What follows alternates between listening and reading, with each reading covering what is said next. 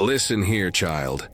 Gather close now, 'cause what I's about to tell you ain't just words on the wind. This here's memory made flesh, blood soaked into red Georgia clay. A story that the big house tried to bury, but the quarters kept breathing life into, generation after generation. They called her Lily Du Aswite. Some folks whispered it with fear, others with something like reverence. In them days of deep sorrow, when cotton was king and black bodies was just another crop to harvest, there walked a woman who carried 600 scars on her back like a map of our people's suffering. 600 lashes, child.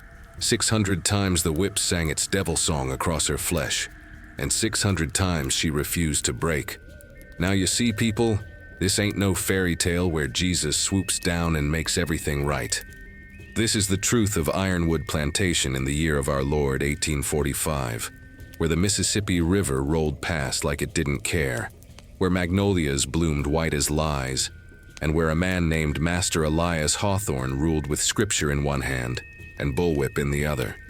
But before the 600, before the blood, before the fire that would consume Ironwood like divine judgment, there was a birth.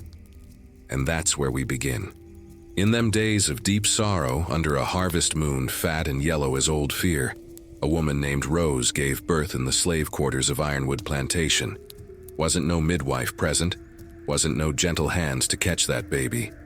Just Rose alone in the dark, biting down on a leather strap, her body splitting itself open while the overseer Mr. Cyrus Boone paced outside like death waiting for an invitation.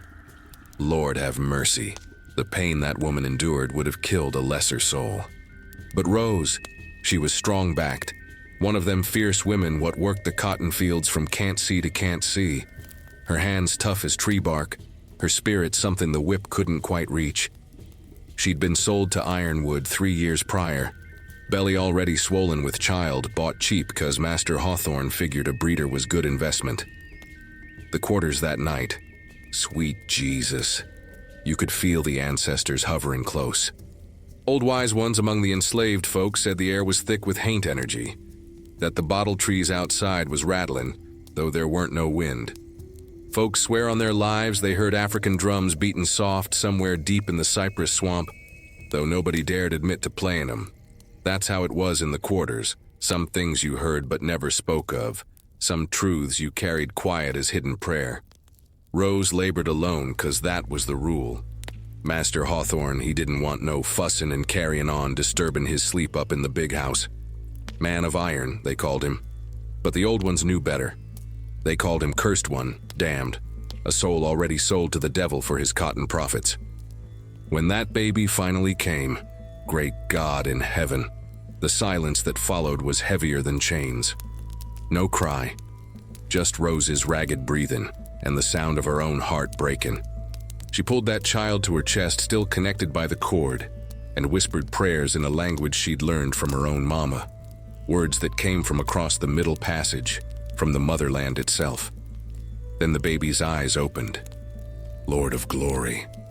Them eyes was wide and knowing, like she'd already seen everything there was to see about this cruel world. Like she was born remembering the auction block, the whip, the sold-away kin. Eyes too old for a newborn, eyes that made even the darkness seem to lean back. And that's when she cried, not the weak mewling of most babies, but a sound that cut through the night like a conjure woman's calling, strong and clear and full of rage. Outside, Cyrus Boone heard it and smiled. That's a healthy one, he muttered, already calculating what she'd be worth in 15 years. Good lungs, she'll pick fast. But Rose, suffering so bad, bleeding into the straw mattress, her life draining away with every heartbeat, she held that baby close and whispered the only gift she had left to give. Lily. Your name is Lily, and you gon' be beautiful and strong, and one day, her voice broke like dry wood, one day, baby girl, you gon' be free.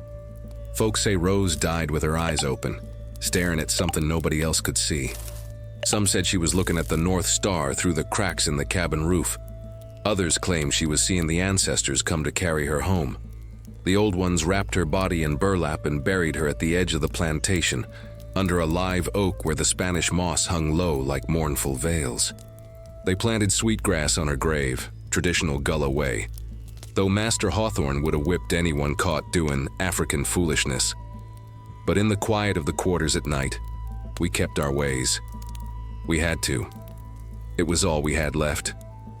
Baby Lily didn't cry when they took her from her mama's dead arms, didn't cry when the old women passed her around, each one whispering blessings and warnings. Sister Ruth, eldest among the quarters, held that child up to the moonlight and declared, "This one got something special in her. Mark my words, she either gon' save us all or doom us tryin'." Cyrus Boone came at first light to inspect the baby. He turned her this way and that, checking her limbs like she was livestock. "She'll do," he grunted.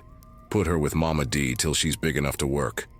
Mama D was the nursemaid for slave children, an ancient woman whose own babies had all been sold downriver years ago. She took Lily without a word. But that night, in the darkness of her cabin, she performed a root work ritual that the old ones still talk about. Took some gopher dust, graveyard dirt mixed with sulfur and salt, and drew a circle of protection around that baby. Whispered prayers to Oshun, to the Virgin Mary, to Jesus, to the ancestors, to any power that might listen. "This child was born with her eyes open too wide," Mama D muttered. "And that's already a crime in this godforsaken place. Lord, watch over her. She gon' need all the protection heaven and earth can give." In them days, you see, a black child born too aware, too strong, too defiant, that was dangerous. The masters wanted workers, not warriors. They wanted broken spirits, not burning souls.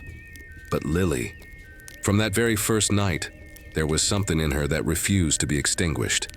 As she grew through her first year, even the other enslaved folks noticed. She learned to walk early, run before most babies could toddle. Her eyes tracked everything, every movement of the overseer, every whispered conversation, every hidden act of resistance. By the time she was 3, she could repeat entire spirituals after hearing them once. By 5, she was asking questions that made the adults nervous. "Why we here and they up there?" she asked Sister Ruth one day, pointing at the big house. "Hush your mouth, child," Sister Ruth whispered, fearful eyes darting around. "Don't be asking them kind of questions." But Lily just stared with them knowing eyes. "Mama D says I was born with questions, says I came out the womb wanting answers."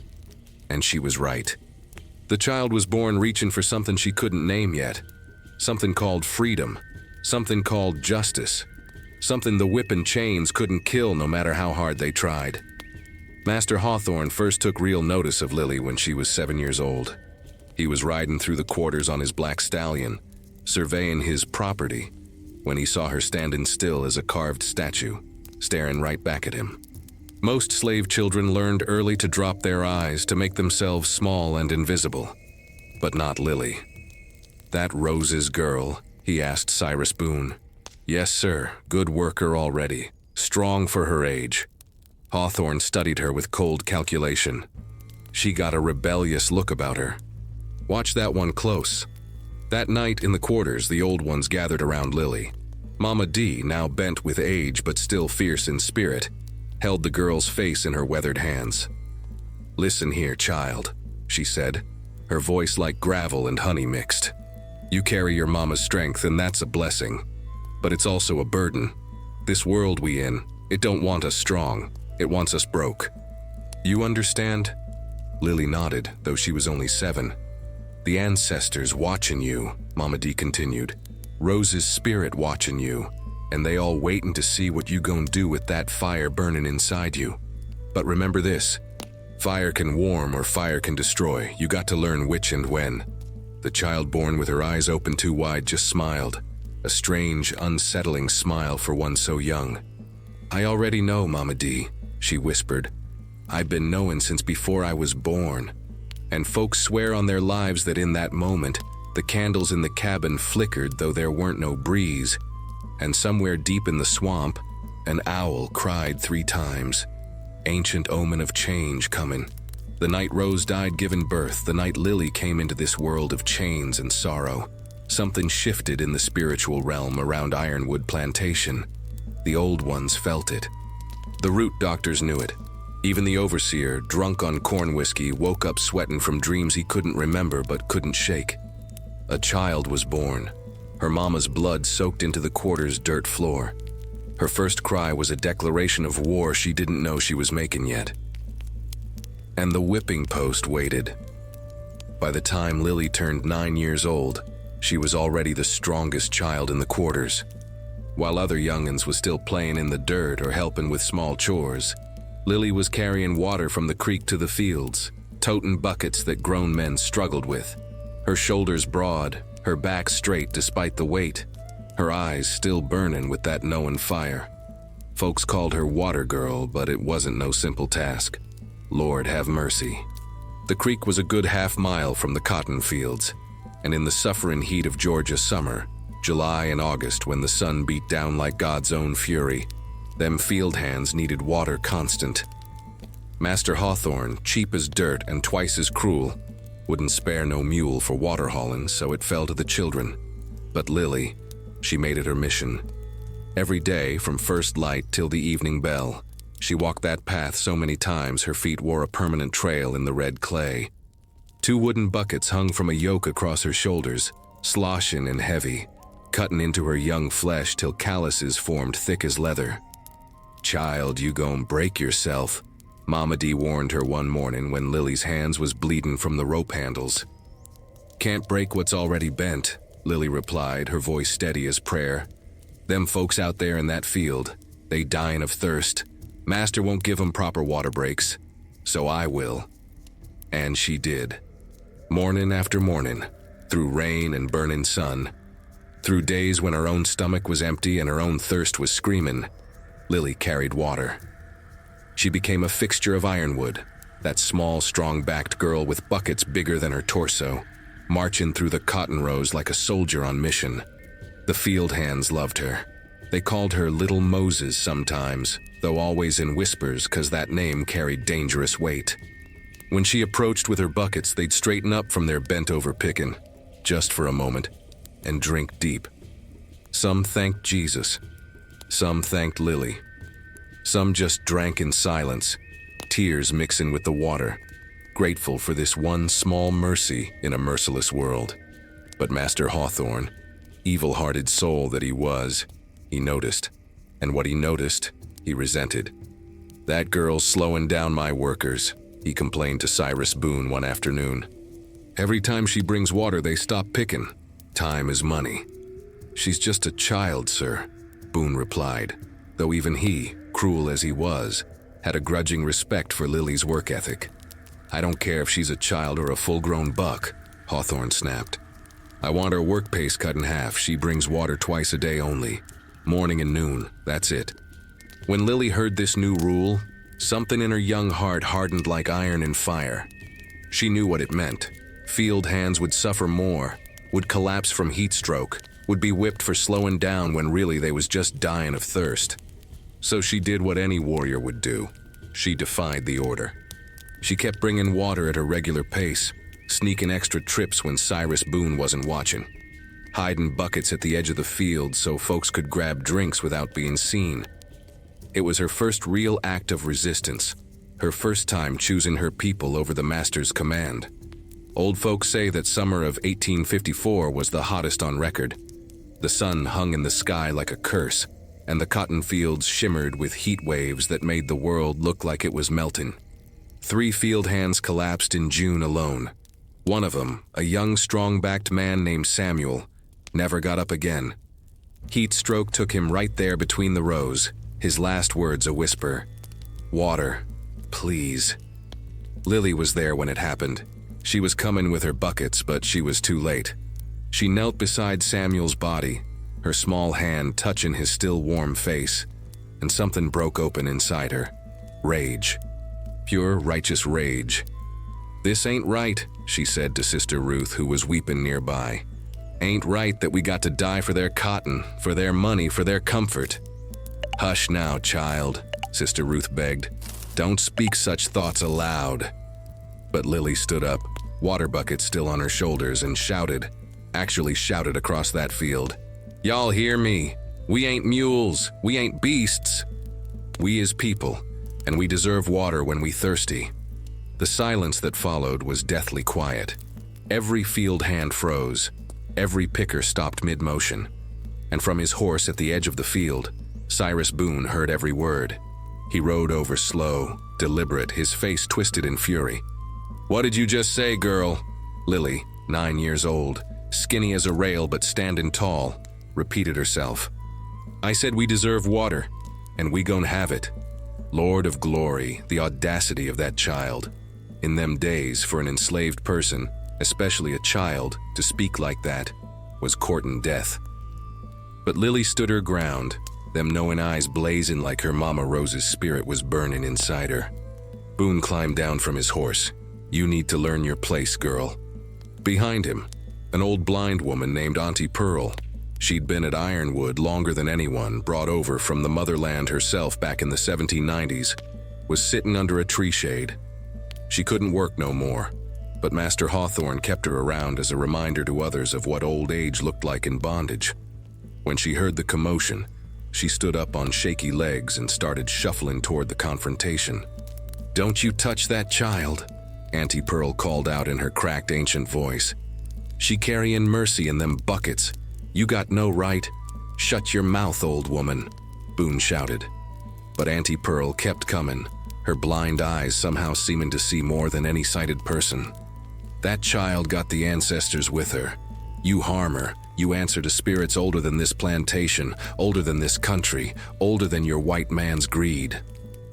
Boone raised his hand to strike the old woman, and that's when Lily moved. Faster than thought, she swung one of her heavy water buckets and smashed it against Boone's arm. Water exploded everywhere, and the overseer stumbled backward in shock. The wooden bucket split in half, and Lily stood there holding just the broken handle, breathing hard, her whole body shaking with adrenaline and fear and something else, something like liberation. "Don't you touch her," Lily said quietly. "Don't you touch Auntie Pearl." Time seemed to stop. The field hands watched in horror and amazement. Auntie Pearl smiled a strange, satisfied smile, and Cyrus Boone, face red with rage and humiliation, grabbed Lily by her arm so hard it left bruises that lasted weeks. "You just earned yourself a trip to the post, girl," he hissed. The whipping post at Ironwood stood in the center of the quarters, visible from everywhere, a deliberate placement. It was made of thick oak, worn smooth by the bodies that had been tied to it over the years, stained dark with old blood that rain couldn't wash away. Folks said if you put your ear to that post at night, you could hear the echoes of every scream ever cried there. That evening, as the sun was setting blood red over the cotton fields, Cyrus Boone dragged Lily to the post. All the enslaved folks was forced to watch, Master Hawthorne's standard practice, turning punishment into public lesson. They tied her hands to the iron ring, her small back exposed. She was just 9 years old, her shoulder blades like bird wings under her thin skin. Mama D tried to intervene. "Please, sir, she's just a child. She didn't mean no harm." 10 lashes, Boone announced, ignoring her. "For defiance, for striking an overseer, and for disturbing the work." He raised the whip, that devil's tool, braided leather with bits of metal woven in to tear flesh more efficient. The first lash came down with a crack that echoed like gunfire. Lily screamed. "Lord, yes," she screamed. Wasn't no shame in it. 9 years old and feeling fire across her back, feeling her skin split open. But even through the pain, even through the blood that started running down her legs, something in her refused to beg. Second lash, third, fourth. By the 7th, she stopped screaming, went quiet.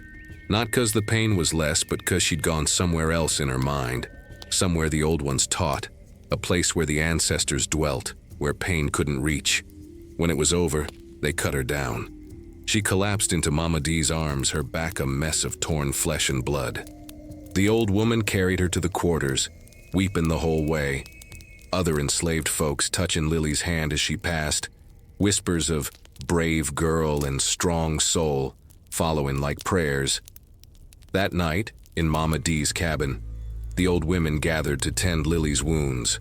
They used rootwork remedies, poultices made from comfrey and plantain, salves mixed with honey and whiskey, prayers whispered in African tongues, and Baptist hymns mixed together. The pain was something terrible, hurting so bad that Lily drifted in and out of consciousness. But in her fevered dreams, she saw her mama Rose standing in a field of white flowers, smiling sad and proud. And she heard a voice. Might have been Rose's, might have been the ancestors, might have been God himself. Whisper, "You got the strength, baby. You just got to learn how to use it." When Lily finally woke up 3 days later, her back was a map of scars that would never fully heal. But her spirit? Somehow that was stronger. Sister Ruth sat beside her bed. "Child, why you do it? Why you risk yourself for that old blind woman?" Lily turned her head, them knowing eyes clear despite the pain. "'Cause if we don't protect each other, who will? If I don't stand up when I see wrong, when do I stand up?" The old woman shook her head in wonder and worry.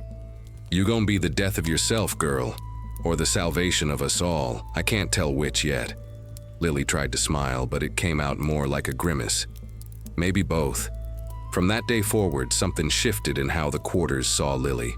She wasn't just the water girl no more, she was something else, a symbol, a promise, a spark of defiance in a place where defiance usually meant death. The children looked up to her. The field hands whispered her name with respect. Even the old ones, cautious and beaten down by years of suffering, saw in her a glimmer of hope they'd almost forgotten existed. And Lily? She healed slow, carrying them 10 scars on her back like badges. But as soon as she could walk without wincing, she picked up her water buckets again and returned to the fields. "What you doing, child?" Mama D asked, alarmed. "You need more rest." "Folks still thirsty," Lily replied simply. "And I made a promise." She walked that half-mile to the creek, filled her buckets, and carried water to the fields just like before. Her back screamed with every step, the scars pulling and burning, but she didn't stop. Couldn't stop. And when the field hands saw her coming, that small, fierce girl with her buckets and her scars and her unbroken spirit, some of them wept. Not from sadness, but from something harder to name. Recognition, maybe. Or hope. That night, as Lily finally settled into sleep, her body exhausted but her soul strangely at peace, she made a private vow that nobody else heard. "One day, I'ma carry something else. Not water, not buckets. One day I'ma carry freedom itself, and I'ma give it to everybody who thirsts."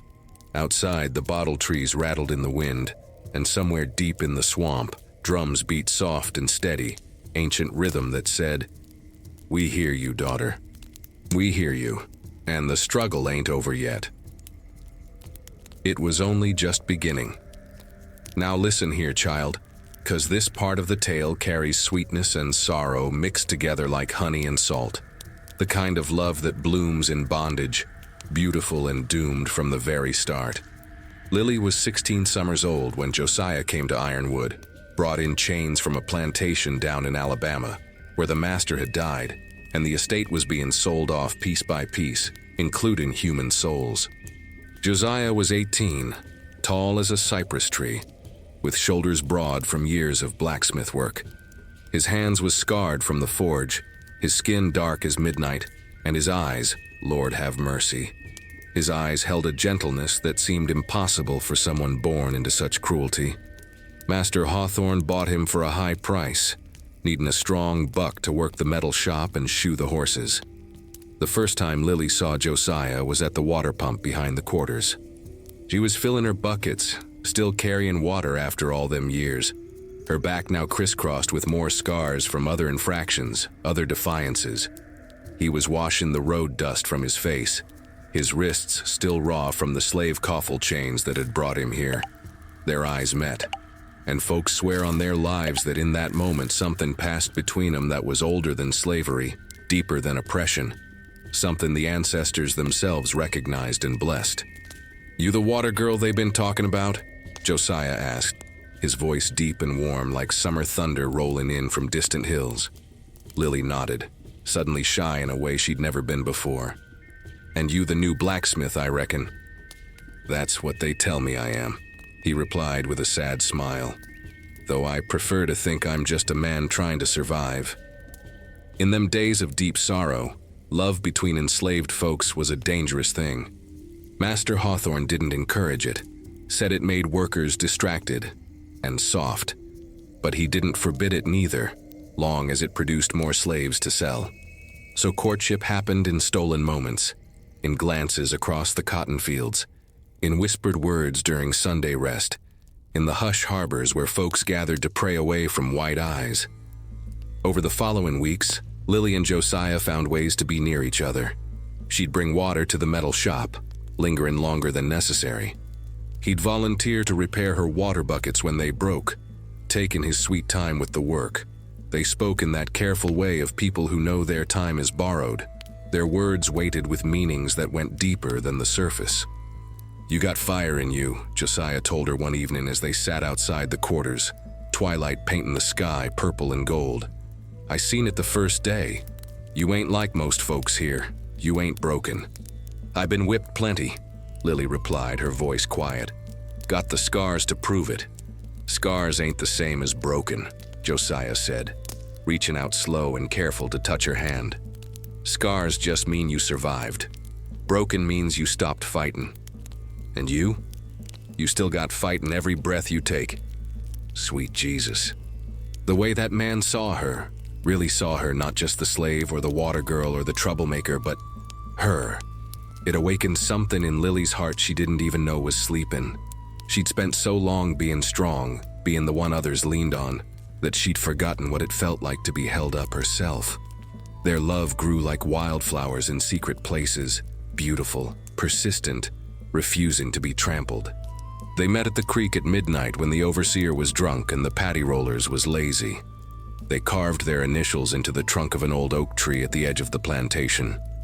They whispered dreams of freedom, of a life up north where they could be husband and wife proper, where their children wouldn't be born into chains. "When we get free," Josiah would say, "I'ma build us a house with my own hands. Gonna have a real bed, not no straw pallet. Gonna have a table where we eat together without no master watching. Gonna have land, our own land, and grow whatever we want." "When we get free," Lily would echo, letting herself believe it for just a moment. "I'ma never carry water for nobody but myself. Gonna have a well right outside my door. Gonna drink whenever I'm thirsty and ain't nobody gonna tell me no." Old folks say that summer of 1861 was when the world started changing. News came through the slave grapevine, that invisible network of whispered information that traveled faster than any master's mail, that a war was brewing between North and South. Some said it was about slavery, others said it was about state rights, but the enslaved folks knew. Any war that might shake up the current order was a war that carried possibilities. One night in late August, when the heat was still thick as molasses and the moon hung full and bright, Josiah took Lily's hand and led her deep into the woods, past the hush harbor, past where even the bravest souls usually ventured. They came to a clearing by the Savannah River, where the water rolled dark and mysterious, reflecting stars like scattered diamonds. "Lily," Josiah said, his voice trembling with something bigger than fear, "I know we ain't got no preacher to bless us, no papers to make it legal in the white man's world.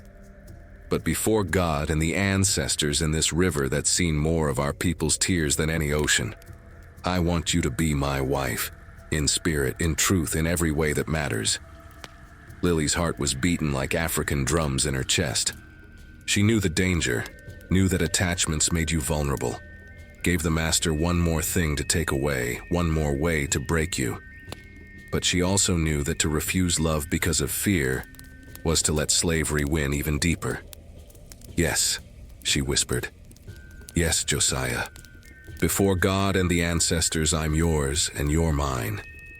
They held each other then, under that full moon, and Josiah leaned down slow and tender and pressed his lips to hers.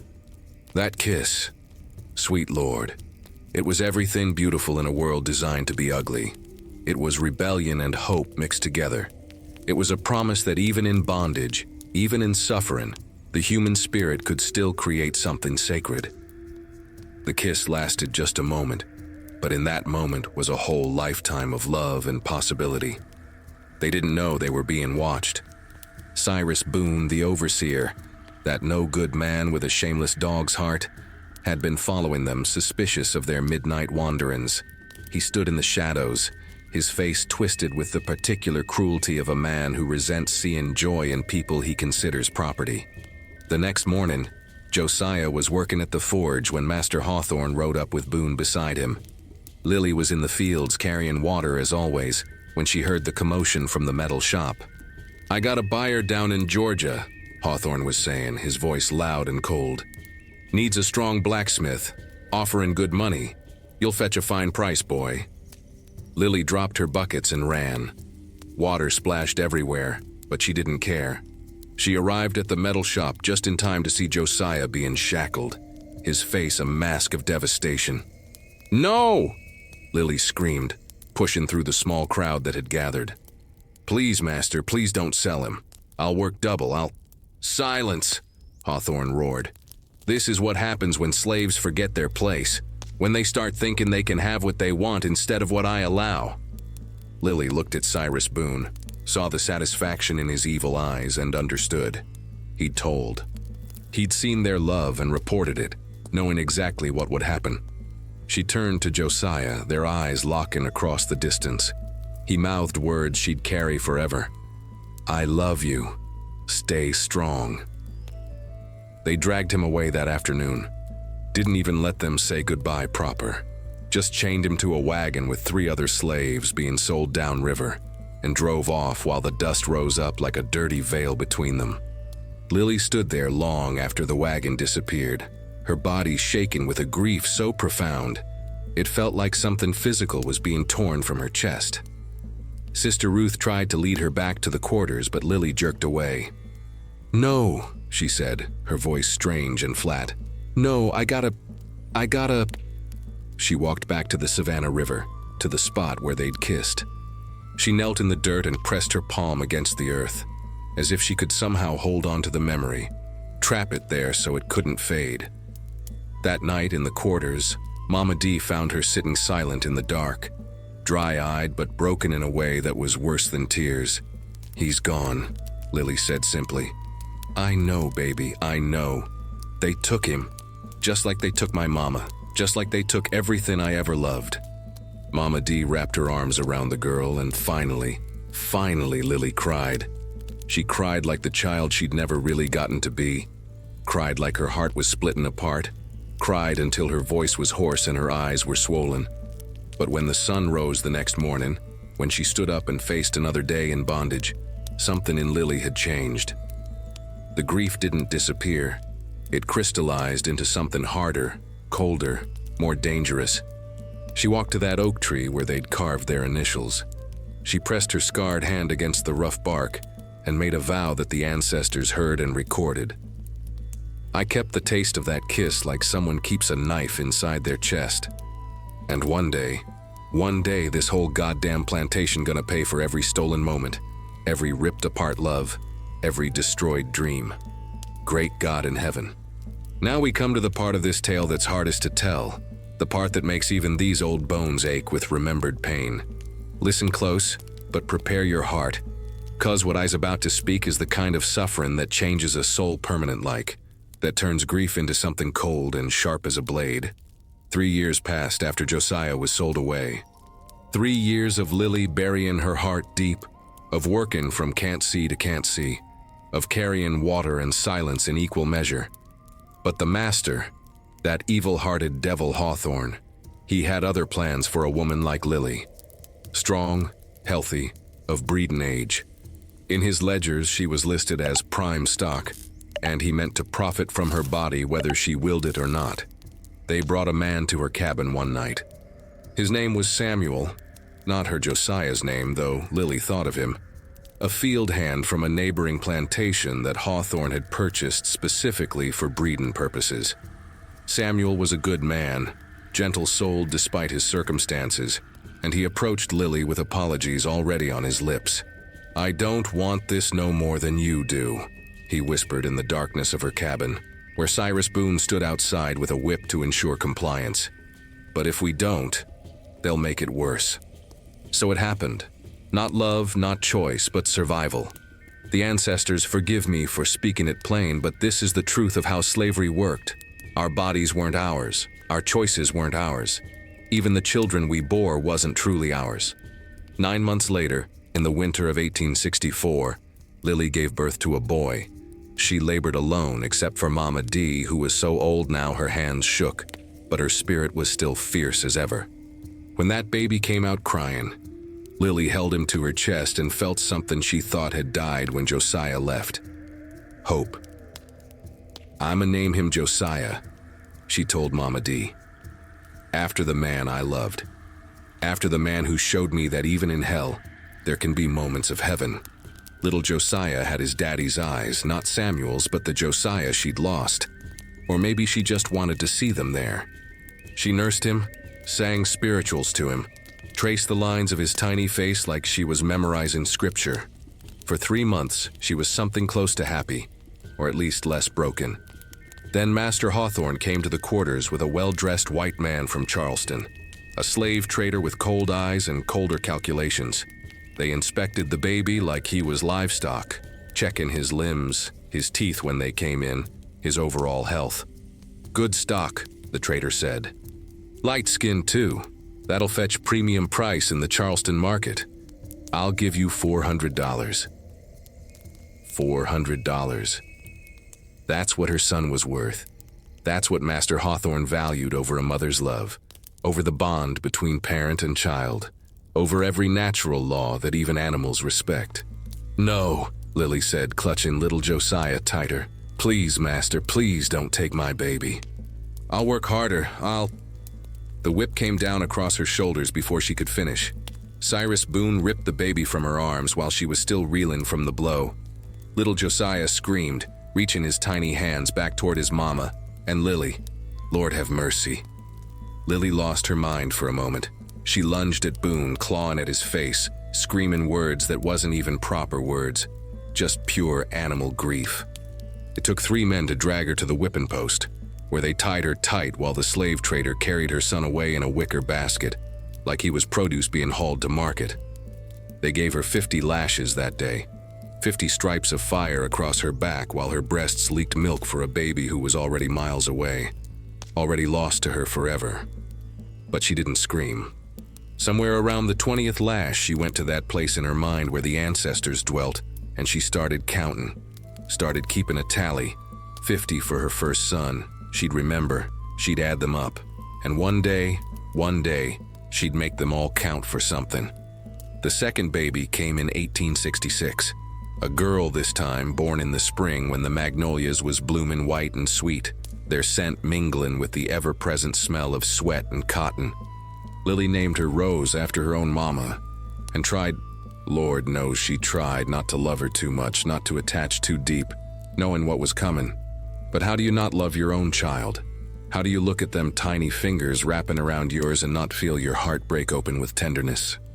So Lily loved her daughter fierce and desperate, stealing every moment she could, nursing her not just with milk but with whispered stories of freedom, of ancestors who flew back to Africa, of Moses leading the people out of bondage. Little Rose lasted 6 months. 6 months before Master Hawthorne decided she was prime selling age for a plantation that specialized in raising slaves from infancy. He got $500 for her, more than for Josiah, 'cause female babies could be bred when they grew. This time when they came to take her, Lily didn't fight. She just held her daughter close, breathed in her baby smell one last time and whispered, "You gon' be strong, you hear me? You got warrior blood in you, from your grandmama Rose, from me, from all the women who came before. Don't never forget that." They pulled Rose from her arms and the baby cried. Oh, how she cried. Reaching back, not understanding why her mama wasn't coming too. Lily stood there like a statue, her face carved from stone, her eyes dry as dust. But inside, something was dying. Or maybe it was finally being born. That cold rage that would one day set Ironwood aflame. She took another 25 lashes that day. Not for resisting, she hadn't. But just 'cause Cyrus Boone enjoyed it, enjoyed seeing this strong woman finally seeming to break. He didn't understand that she wasn't breaking, she was forging. Every lash was tempering her like steel and fire, making her harder, sharper, more dangerous. The third baby came in 1868. Another girl, born in the summer heat that pressed down like a physical weight, making breathing feel like work. This time, Lily didn't name her right away. Didn't want to attach a name to something she knew she'd lose. But Mama D insisted. You got to name her, child. Even if she's here for just a little while, she deserves to be known. So Lily named her Grace. Grace, 'cause that's what she needed. Divine grace to survive this hell. Grace to keep going when every fiber of her being wanted to just lay down and die. She nursed Grace in secret, in the darkest corner of her cabin, away from windows where white eyes might see and start calculating profit. She sang to her in whispers, taught her little games with her fingers, tried to pack a lifetime of love into however many days or weeks or months she'd be allowed. 3 months. That's all she got. 3 months before Master Hawthorne received an offer he couldn't refuse.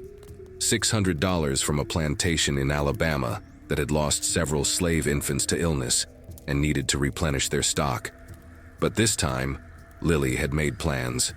The old ones had helped her prepare a hiding place deep in the woods, in a hollow tree near the Hush Harbor. When she heard Hawthorne was coming to inspect the baby, she wrapped Grace tight and ran. She made it as far as the edge of the cotton fields before the paddy roller's dogs caught her scent.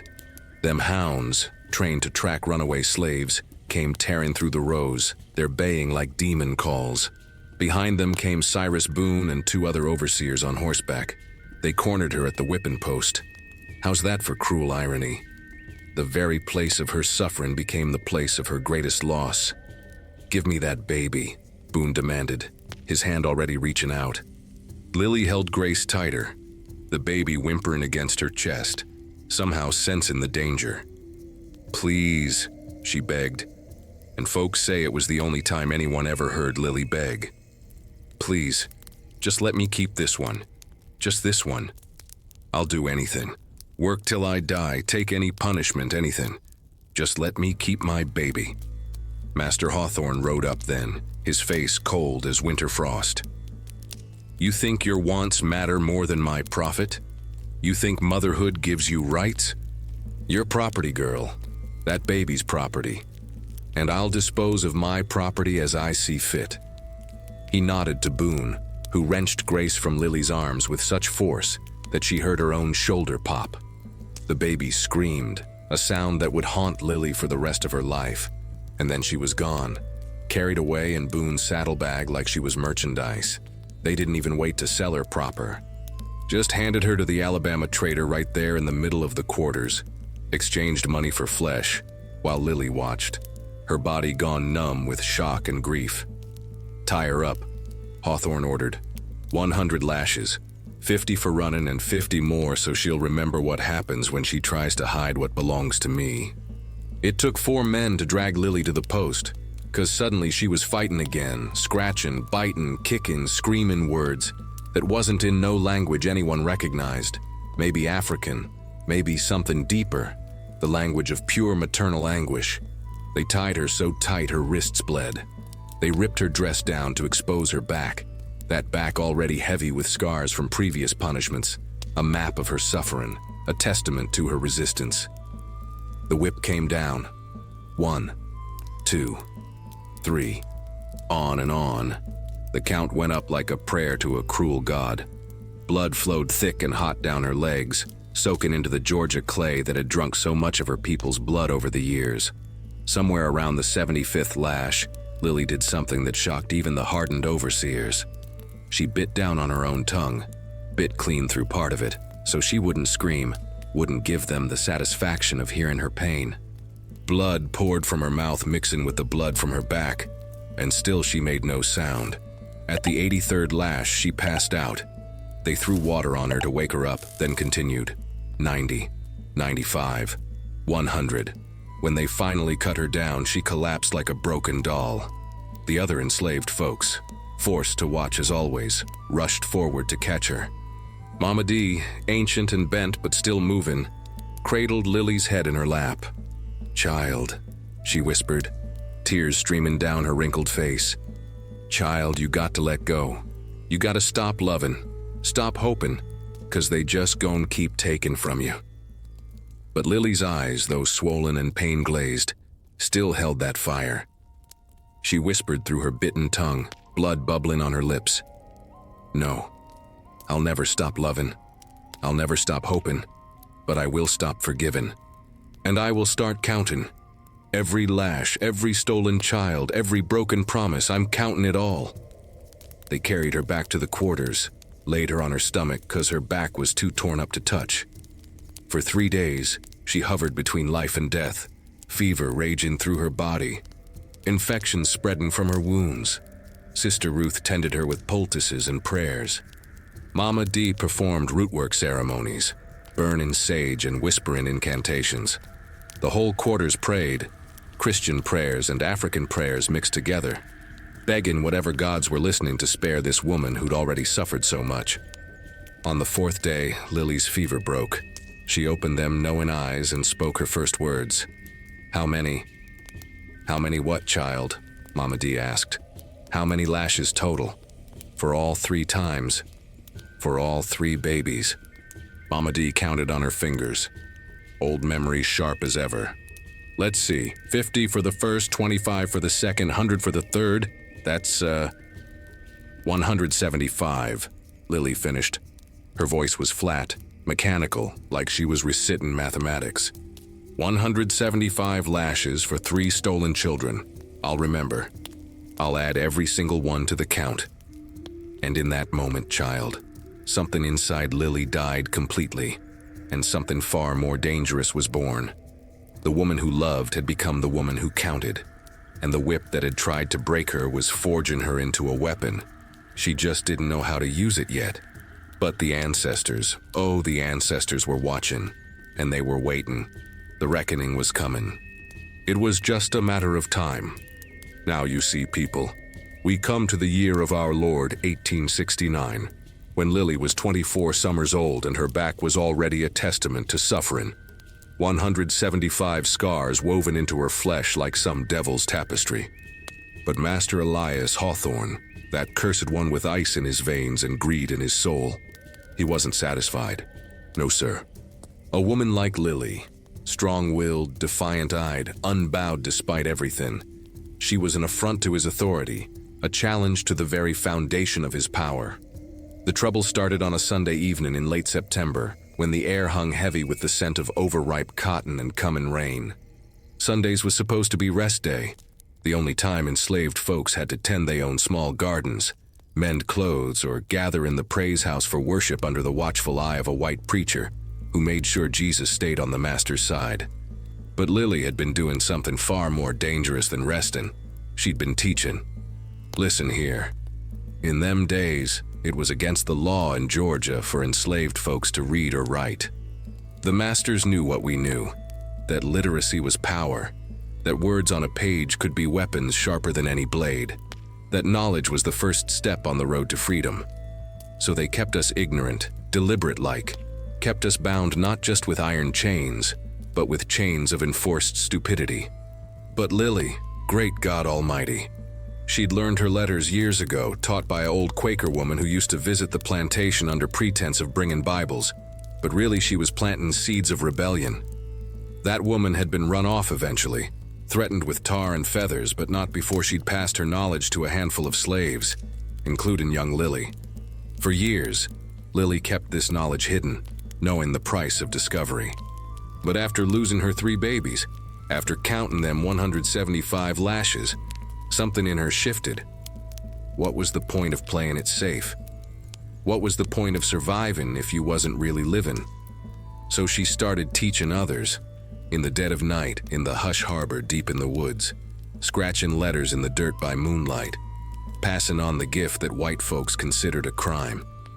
She taught Sister Ruth's grandson how to spell his own name, taught a young field hand named Moses, not his real name, but the one we gave him 'cause he dreamed of leading folks to freedom, how to read passages from a stolen Bible. Taught a woman named Charity the alphabet, watched her eyes light up as she realized she could decipher the written word, could access knowledge that had been denied her entire life. For 6 months, Lily ran her secret school.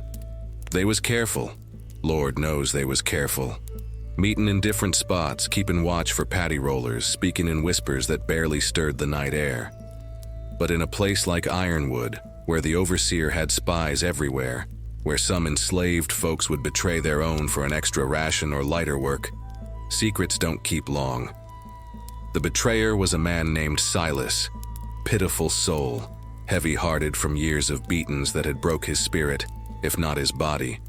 He told Cyrus Boone about the night gatherings, hoping to curry favor, hoping for some small mercy. What he got instead was contempt, but the damage was done. They came for Lily on a Monday morning, just as dawn was breaking red and ominous over the cotton fields. Bad omen if there ever was one. Cyrus Boone kicked in the door of her cabin where she was preparing for another day of carrying water, hauling burdens, enduring. "Caught you," he said with satisfaction dripping from his voice like poison. "Been teaching reading, have you? Breaking the law? Filling these darkies' heads with dangerous notions?" Lily didn't deny it. She just looked him dead in the eye. That look that always unsettled him. That knowing gaze that seemed to see right through to his rotten soul, and said quiet like, "Knowledge can't be chained. You can beat me, you can kill me, but you can't kill what I already planted." Lord have mercy. The rage that came over Boone's face was something terrible to behold. He grabbed Lily by her hair and dragged her out into the quarters common area, where the other enslaved folks was just waking, preparing for another day of endless toil. Master Hawthorne was already there, seated on his black stallion like some pale horseman of the apocalypse. He'd brought a new whip with him, special ordered from Charleston, made of braided leather with bits of metal and glass woven in to tear flesh more efficient.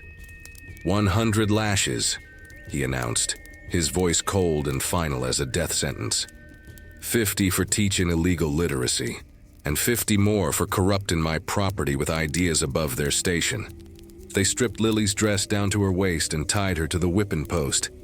That cursed tree that had drunk so much of our people's blood it seemed to lean toward suffering like a plant leans toward sun. Her back, already scarred heavy with 175 marks, was about to be written on again. The first lash came down with a crack like thunder. Lily's body jerked, but she made no sound. The second followed, then the third, each one laying a new stripe of fire across old wounds. By the 10th, blood was flowing free, dripping down to soak her skirt, puddle on the ground. Cyrus Boone wielded that whip with something like pleasure. You could see it in his eyes, that sick satisfaction of a weak man given power over the strong. 20 lashes, 30, 40. Somewhere around the 45th, Lily started singing. Soft at first, then stronger. A spiritual that rose from her torn throat like a bird taking flight from a burning tree. Wade in the water, children. Wade in the water, God's gonna trouble the water. The other enslaved folks, forced to watch this brutality as they always was, picked up the song. Voices joined voices, creating a chorus that rang across Ironwood Plantation like a proclamation. Sister Ruth sang. Moses sang. Even old Mama D, bent and ancient, lifted her cracked voice to the sky. "Shut up," Boone roared. "All of you, shut your mouths." But they didn't. The song grew louder, more insistent, turning punishment into testimony, turning suffering into resistance. And Lily, sweet Jesus, she kept counting under her breath between verses. 46, 47, 48. By the 60th lash, her back was hamburger meat, barely recognizable as human flesh. By the 70th, even Boone was breathing hard from the exertion, his arm tiring. By the 80th, Lily had stopped singing but was still counting, her voice a whisper. 81, 82, 83. Master Hawthorne called out from his horse. "Make sure she remembers this. Make sure every slave on this plantation understands the price of defiance." 90 lashes. 95, 100. When they finally cut her down, Lily didn't collapse like they expected. She stood, swayed, but stood, her legs somehow still holding her weight. Blood ran down her back in rivers, soaked through her clothes, dripped onto the red Georgia clay. But she turned to face Master Hawthorne, and in her eyes was something that made even that cold-hearted devil shift uncomfortable in his saddle. 275, she said clearly. her voice carrying across the sudden silence. "That's the count now. 275 lashes. I ain't forgot the 175 from my babies, and I ain't gonna forget these 100 neither. I'm keeping a ledger, Master. Just like you keep ledgers of your cotton and your profits. I'm keeping a ledger written in blood and pain. And one day, maybe not today, maybe not tomorrow, but one day, account's gonna be settled." Hawthorne's face went pale, then red with fury.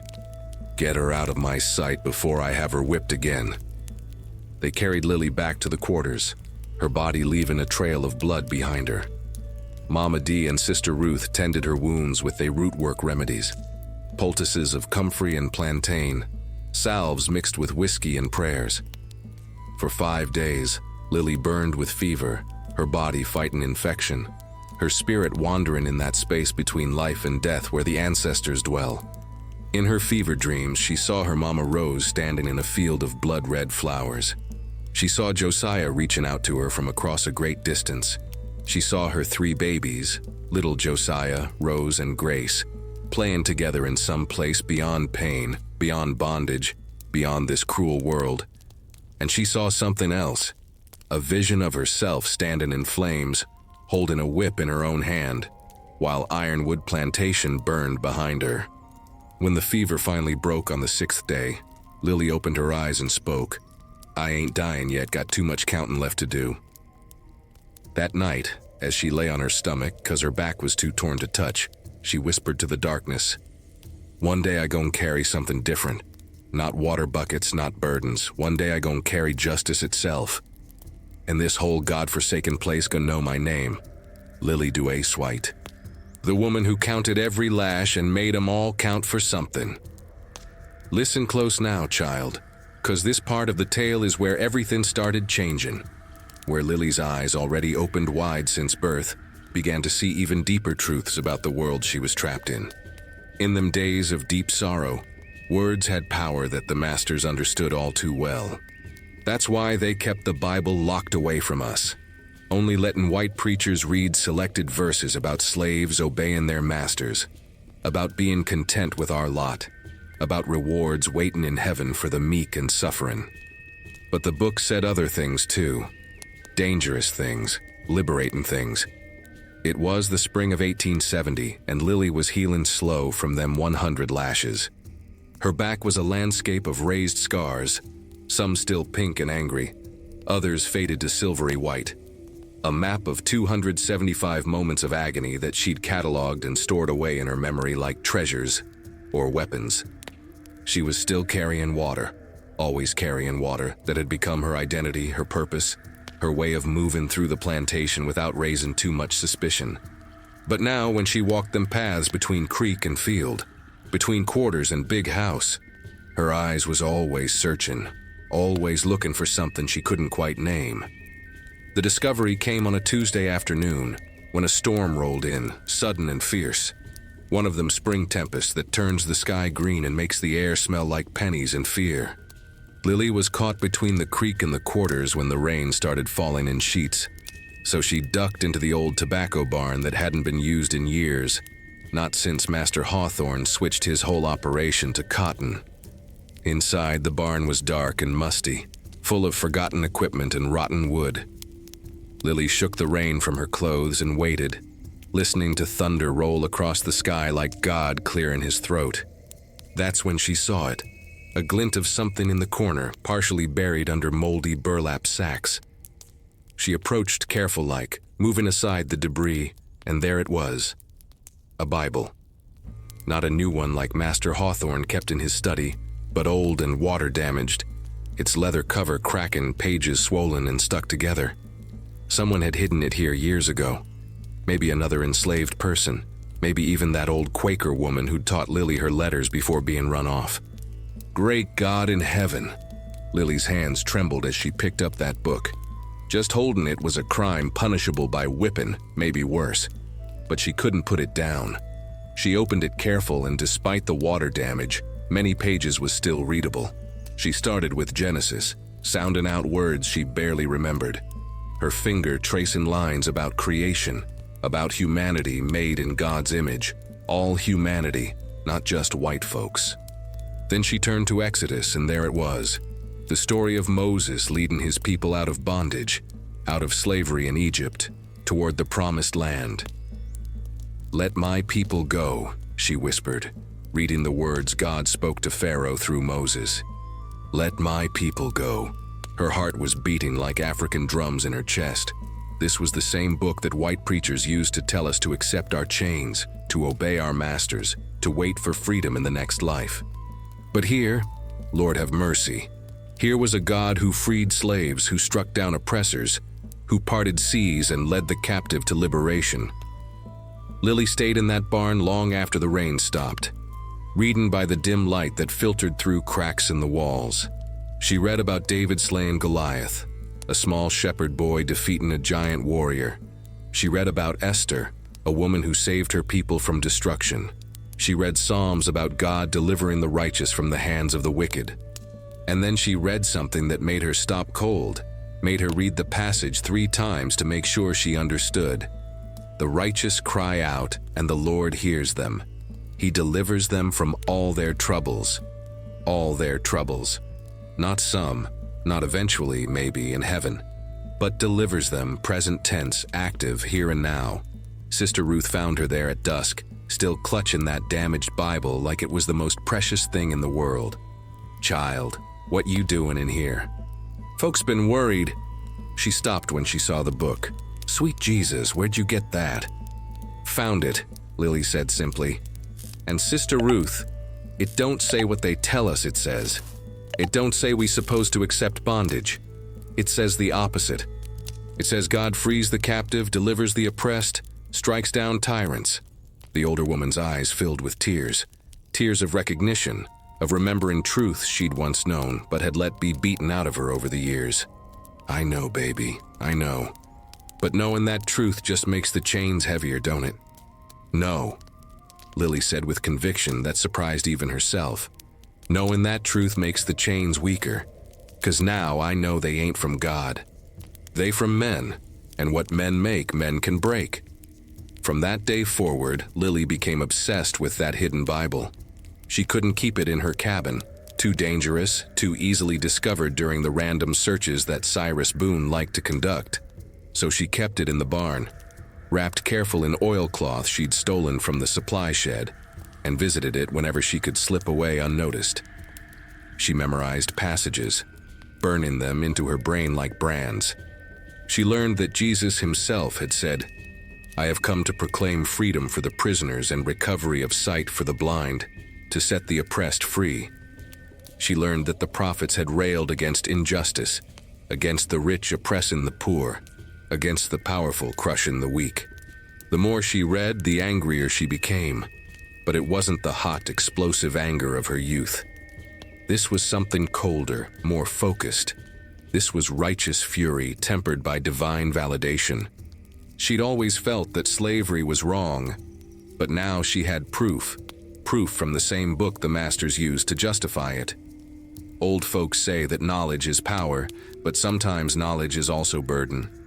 'Cause once you know the truth, you can't unknow it. Once you understand that your oppression ain't ordained by God but is actually an abomination to him, you can't just bow your head and accept it no more. Lily started sharing what she learned, careful-like in whispers during water breaks in the fields, in coded spirituals sung in the praise house, in midnight gatherings in the hush harbor. She'd quote scripture, real scripture, not the cherry-picked verses the white preacher used, and watch as understanding dawned in people's eyes. Exodus 21 says, "If a master strikes his slave and the slave dies, the master shall be punished," she'd whisper. Galatians says there's neither slave nor free in Christ Jesus. Isaiah says to loose the chains of injustice and set the oppressed free. Moses, that young field hand who dreamed of freedom, became her most devoted student. "You open my eyes," he told her one night. "All this time I thought God wanted us in chains, but he don't. White folks want us in chains, and they using God's name to justify they evil." "Exactly," Lily replied. "The word can be a chain or it can be a machete. Depends on who's wielding it and for what purpose. But secrets, as I said before, Don't keep long on a plantation. There was always someone watching, always someone listening, always someone willing to trade information for favor. It was Silas again, that broken-spirited man who'd betrayed the literacy classes, who told Cyrus Boone about Lily's Bible study sessions. Maybe he thought he'd earn more mercy this time. Maybe he was just too beaten down to understand he was betray his own people. Whatever his reasons, the result was the same. Discovery, exposure, punishment. Boone came with 3 other overseers to search the tobacco barn. They found the Bible hidden under its oilcloth, found Lily's name scratched into the inside cover in her own careful hand. Evidence of her crime, her defiance, her refusal to stay ignorant and compliant. They brought her and the book before Master Hawthorne in the yard of the big house. He stood on his white columned porch, looking down at her like she was something less than human, something vile and contemptible. "You've been reading this?" he asked, holding up the damaged Bible between 2 fingers like it was contaminated. "Yes, sir," Lily replied. No point in lying, no point in begging. She'd walked this path before. "And corrupting others with your interpretations?" "Ain't my interpretations, sir. Just reading what's written there." Hawthorne's face flushed red. "You think you can understand God's word better than educated white men? Better than ordained preachers?" Lily met his eyes. That look again. That knowing gaze that always unsettled him. "I think God's word speaks for itself. Don't need no white man to tell me what 'let my people go' means. Don't need no education to understand 'set the captives free.' Lord of glory." The silence that followed was thick enough to cut with a knife. Even the birds seemed to stop singing. The wind seemed to hold its breath, waiting for what would come next. Master Hawthorne descended the porch steps slowly, deliberate, still clutching that Bible. He walked right up to Lily, close enough that she could smell the whiskey on his breath, and the hatred in his soul. "You know what the punishment for this is?" he asked quietly. And quiet from him was more terrifying than shouting. "I can guess," Lily replied, her voice steady despite the fear churning in her gut. 200 lashes, Hawthorne said. 100 for possessing forbidden material, and another 100 for spreading heretical interpretations. 200, added to the 275 she already counted. That would make 475, almost halfway to 600. Almost halfway to whatever destiny was waiting for her at the end of this brutal arithmetic. They tied her to the whipping post right there in the yard, where she could see the big house with its white columns and false righteousness, where the master's wife and daughters could watch from behind lace curtains if they chose, where the other enslaved folks, gathered once again to witness, could learn their lesson about the price of seeking knowledge, seeking truth, seeking freedom.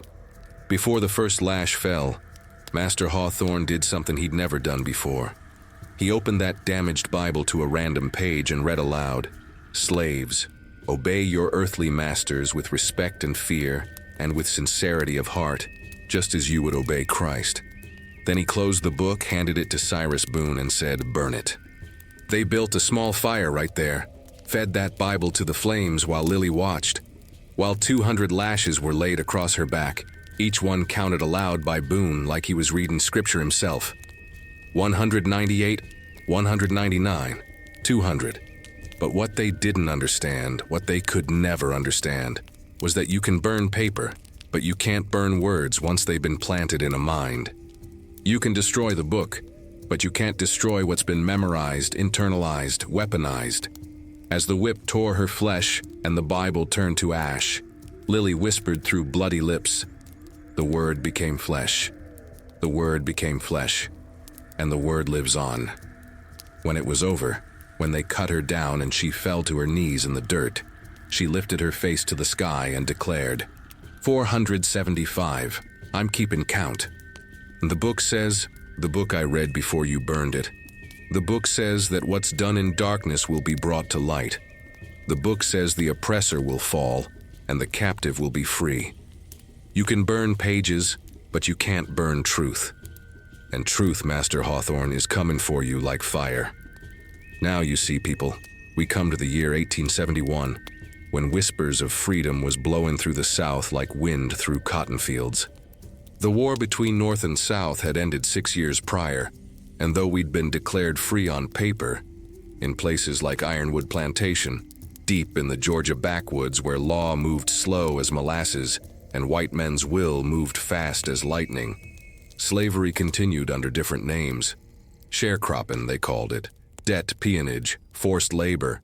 But chains is chains, no matter what fancy words you dress 'em in. Lily was 26 now, her back carrying 475 scars, her heart carrying more weight than flesh could bear. But something had shifted in the quarters. You could feel it in the air like electricity before a storm.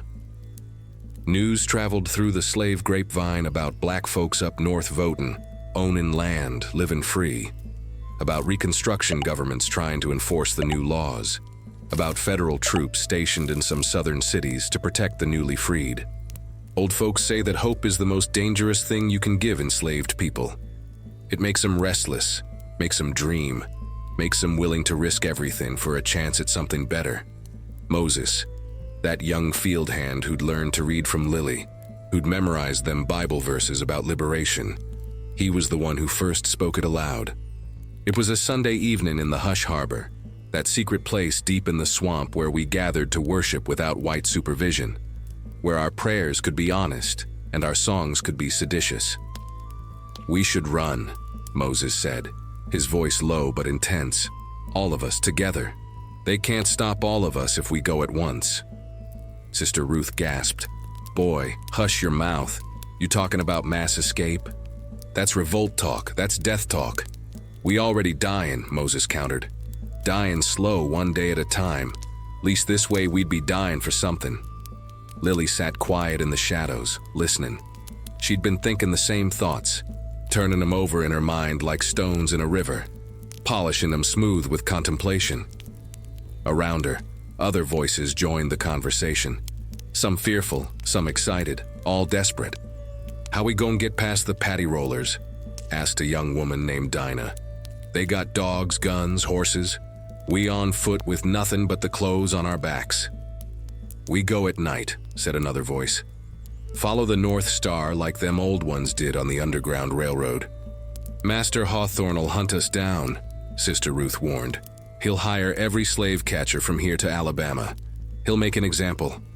"Let him try," Moses interrupted, his youthful fire burning bright.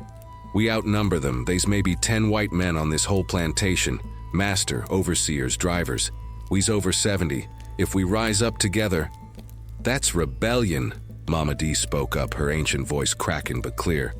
"That's Nat Turner talk. That's Denmark Vesey talk. And we all know how them stories ended, with black bodies swinging from trees. Great God in heaven." The debate went on for hours, voices rising and falling like waves, hope and fear battling for dominance. Finally, all eyes turned to Lily. She'd become something of a leader in the quarters, not by seeking it but by surviving it, by standing tall when others was beaten down, by keeping her fire lit when others had been extinguished. "What you think, Lily?" Moses asked. "You the strongest among us. You the one who counts every lash, who reads the scripture, who ain't never broke. We'll follow your lead." Lily stood up slow, her scarred back aching in the humid night air. She looked around at the faces gathering close, young and old, field hands and house servants, the hopeful and the terrified, and she felt the weight of their futures pressing down on her shoulders heavier than any water bucket. "I think," she said carefully, "that freedom ain't given. It's taken. I think that every day we stay here we dying a little more. I think that if we got a chance, even a small chance, we got to take it." The words hung in the air like smoke. Sister Ruth started crying. Mama D closed her eyes and began praying in that old African tongue she sometimes spoke. Moses grinned fierce and determined. "Then we do it," he said. "We plan it proper. We choose a night, and we run." Over the next 3 weeks, they plotted in whispers and shadows. They gathered supplies, dried corn stolen from the storehouse, strips of salted pork, candles, matches. They studied the patty roller schedules, noted when Cyrus Boone drank himself to sleep, memorized the paths through the swamp where dogs couldn't track. They agreed on a signal, 3 owl hoots from the edge of the quarters, and a destination, the federal garrison in Atlanta, 200 miles north. Lily felt alive in a way she hadn't since Josiah was sold away. She was doing something, fighting back, not just enduring but resisting. At night, she'd touch the scars on her back and whisper, 475 lashes. Soon I'ma make 'em count for something. Soon I'ma turn all this pain into power. The chosen night was August 15th, when the moon would be dark and the master would be away in Savannah on business. Everything was ready. 70 souls prepared to run toward freedom or die trying. But there's always a Judas, ain't there? Always someone whose spirit is so broke that they'd rather betray than believe. His name was Jacob, not the same Silas who'd betrayed before, but another broken soul.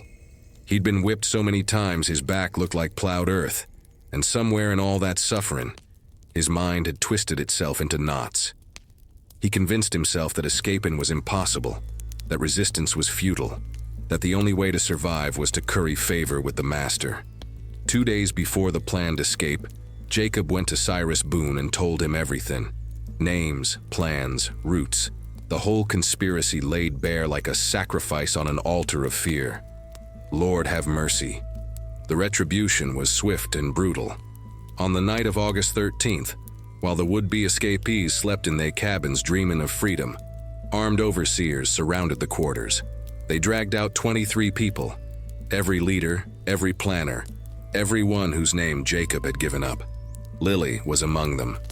They pulled her from sleep, chains already in their hands, and marched all 23 to the yard in front of the big house where torches burned like hellfire, and Master Hawthorne sat on his horse like judgment itself. "You thought you could conspire against me?" His voice rang out across the night. "You thought you could plot rebellion under my very nose?" Moses stepped forward, his young face defiant even in the face of death. "We ain't your property no more. The law says we free." Hawthorne laughed, a sound like cracking bones. "The law says what I say it says on my land, and my law says you hang." They erected nooses right there, fashioned from the same rope used to tie cotton bales, twisted into instruments of death. Lily watched as they placed the ropes around the necks of her friends, her fellow conspirators, her brothers and sisters in bondage and resistance. One by one, they were hanged. Moses went first, still shouting scripture, "Let my people go. Let my people." The trapdoor dropped. His voice cut off, his body swung. 15 more followed: Dinah, Abraham, Esther, Ruth's grandson Samuel. Young ones and old ones, field hands and house servants, all united in death as they'd tried to be united in flight. Lily was the 20th in line. They placed the noose around her neck, the rough rope scratching against her throat. She could see the bodies of her friends swinging in the torchlight, could hear Sister Ruth wailing from where the other enslaved folks was forced to watch. Master Hawthorne rode his horse close. "Any last words, Lily? Any more scripture you want to quote? Any more revolution you want to preach?" Lily looked him dead in the eye. That look that had always unsettled him, that knowing gaze that seemed to see his very soul. And she spoke clear and strong. "You can hang my body, but you can't hang my spirit. You can kill me, but you can't kill the idea of freedom. It's already planted. It's already growing. And one day, Master Hawthorne, it gon' bear fruit that'll choke you like a vine." His face went purple with rage. "Drop her!" The trapdoor opened beneath Lily's feet. She fell, the rope tightened, and held, but didn't break her neck, didn't kill her quick and merciful, just strangled her slow, cutting off her air, her vision darkening, her lungs screaming for breath she couldn't draw. She hung there, suffering, dying, while Master Hawthorne watched with satisfaction. But then, sweet Jesus, then something happened that folks still talk about to this day. The rope frayed. The old hemp, maybe weakened by weather, maybe blessed by ancestors, maybe touched by God himself, it frayed and snapped. Lily crashed to the ground, gasping, alive. There was silence, absolute deathly quiet, as everyone processed what had just happened. In all the years of lynchings and hangings, nobody had ever seen a rope break. It was an omen, A sign, a miracle or a curse, dependent on who you asked. Even Master Hawthorne seemed shaken. He stared at Lily's collapsed form, at the broken rope dangling from the gallows, at the bodies of the 15 already dead. "Cut her down," he finally said, his voice strange and uncertain. "Put her in chains. She lives, but not free. She lives as an example." They dragged Lily back to the quarters, alive but barely. Mama D tended her, massaged her bruised throat, whispered prayers of thanks and terror mixed together. "Child," the old woman said, tears streaming down her ancient face, "you were supposed to die tonight. That rope was supposed to kill you. But something, God or the ancestors or fate itself, said, not yet." Lily's voice was a raspy whisper, her throat crushed but not destroyed. "Still not my time, Mama D. Still got counting to do. Still got a reckoning to bring. I heard my grandmother's voice while I was hanging there. She said, 'Not yet, daughter. Not yet. Your purpose ain't finished.' So I'm still here, still breathing, still waiting for the moment when all this suffering turns into something else, turns into justice, turns into vengeance, turns into freedom for all of us. Listen here, child. Gather round close now, 'cause what I's about to tell you is the darkest chapter in this already dark tale. This is where the devil himself seemed to take residence at Ironwood Plantation, where cruelty reached heights that even them hardened by years of suffering could barely comprehend. This is the story of the day Master Elias Hawthorne decided to break Lily once and for all, or die trying. It was the winter of 1872, 6 months after the failed escape attempt, 6 months after Lily hung from that rope and lived. In them months, she'd become something more than a woman in the eyes of both the enslaved and the enslavers. To us in the quarters, she was touched by the ancestors, protected by powers beyond understanding.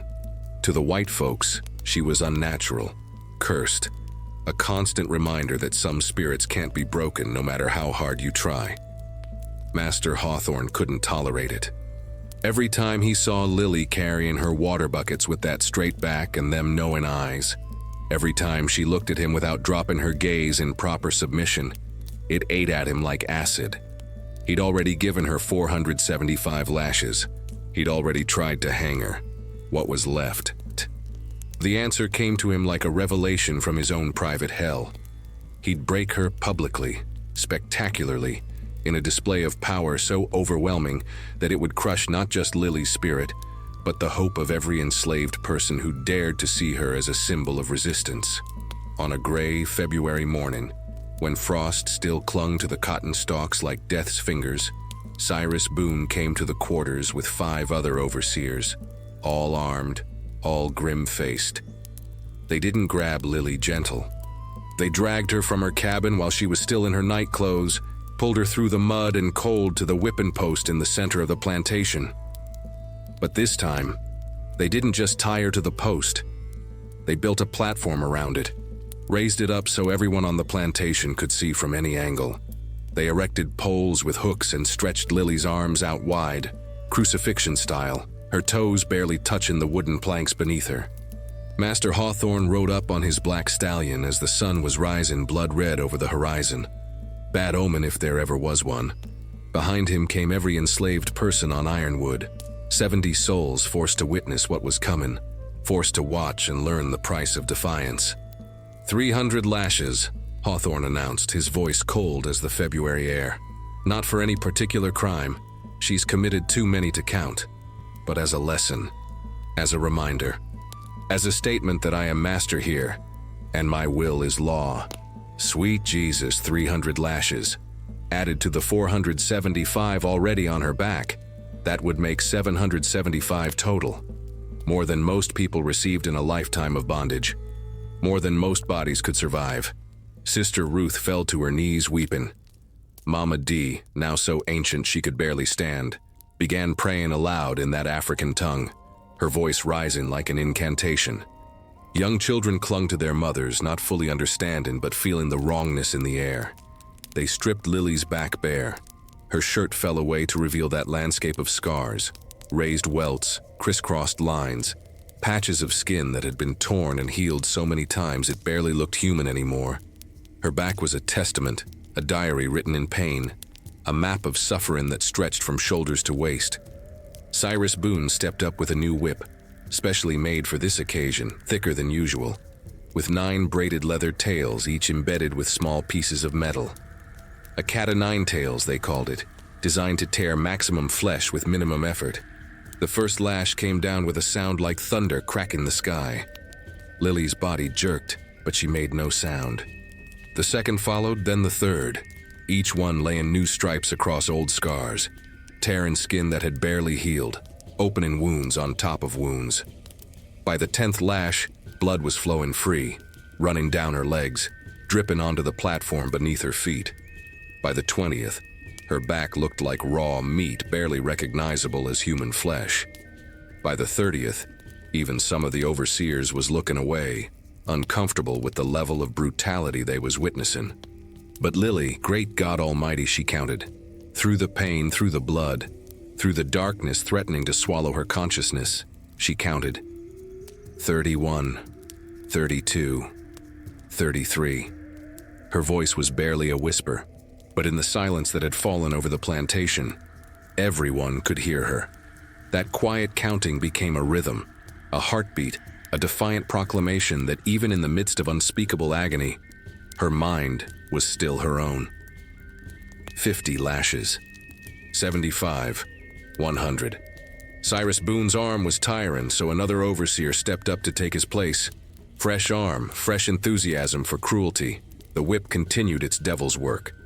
Somewhere around the 120th lash, Lily started singing. Not loud, not strong, but clear enough to hear. Nobody knows the trouble I've seen. Nobody knows my sorrow. Nobody knows the trouble I've seen. Glory, hallelujah. Other voices in the forced audience joined in, quiet at first, then stronger. Sister Ruth sang, Mama Dee sang. Even some who'd been too scared to resist before found their voices and lifted them in solidarity. Master Hawthorne roared, "Silence, all of you, shut your mouths or you'll join her." But the singing didn't stop. It grew. It swelled. It became a chorus that rang across Ironwood Plantation like a battle cry disguised as a hymn. And underneath it all, Lily kept counting. 147. 148. 149.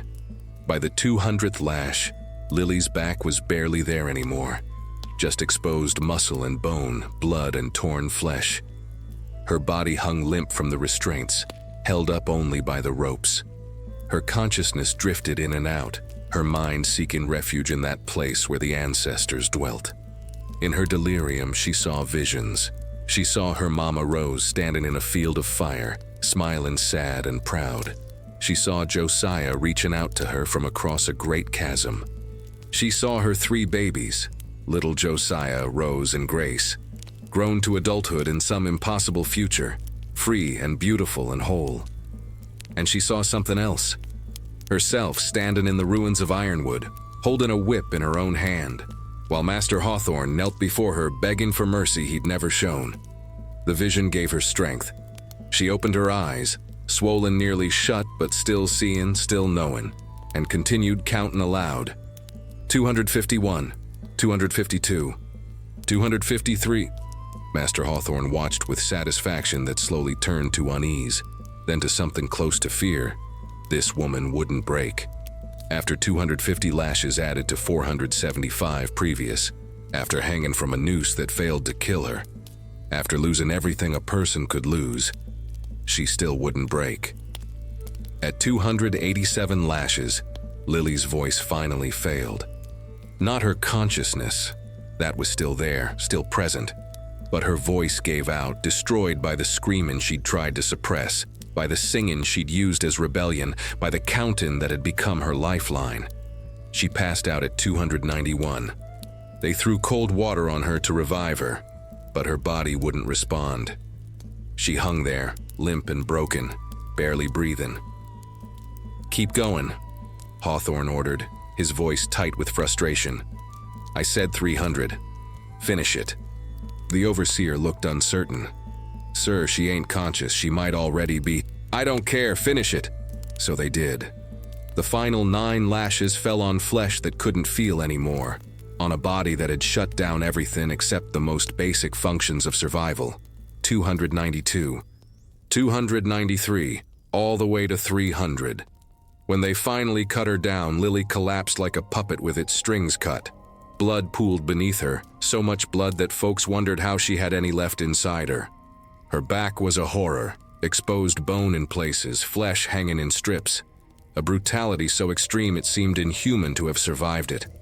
Mama D and Sister Ruth rushed forward to catch her before she hit the ground. They carried her back to the quarters, their own bodies shaken with sobs, their minds barely able to process what they'd just witnessed. For 3 days, Lily didn't wake. She lay on her stomach in Mama D's cabin, fever raging through her body, infection spreading from her wounds. The old women of the quarters took turns tending her, applying poultices of comfrey and plantain, bathing her wounds with whiskey and prayers, whispering incantations in languages that predated their capture and transport to this cursed land. On the 3rd night, when everyone thought she'd slip away into death's embrace, when even Mama D was preparing funeral rites, Lily opened her eyes.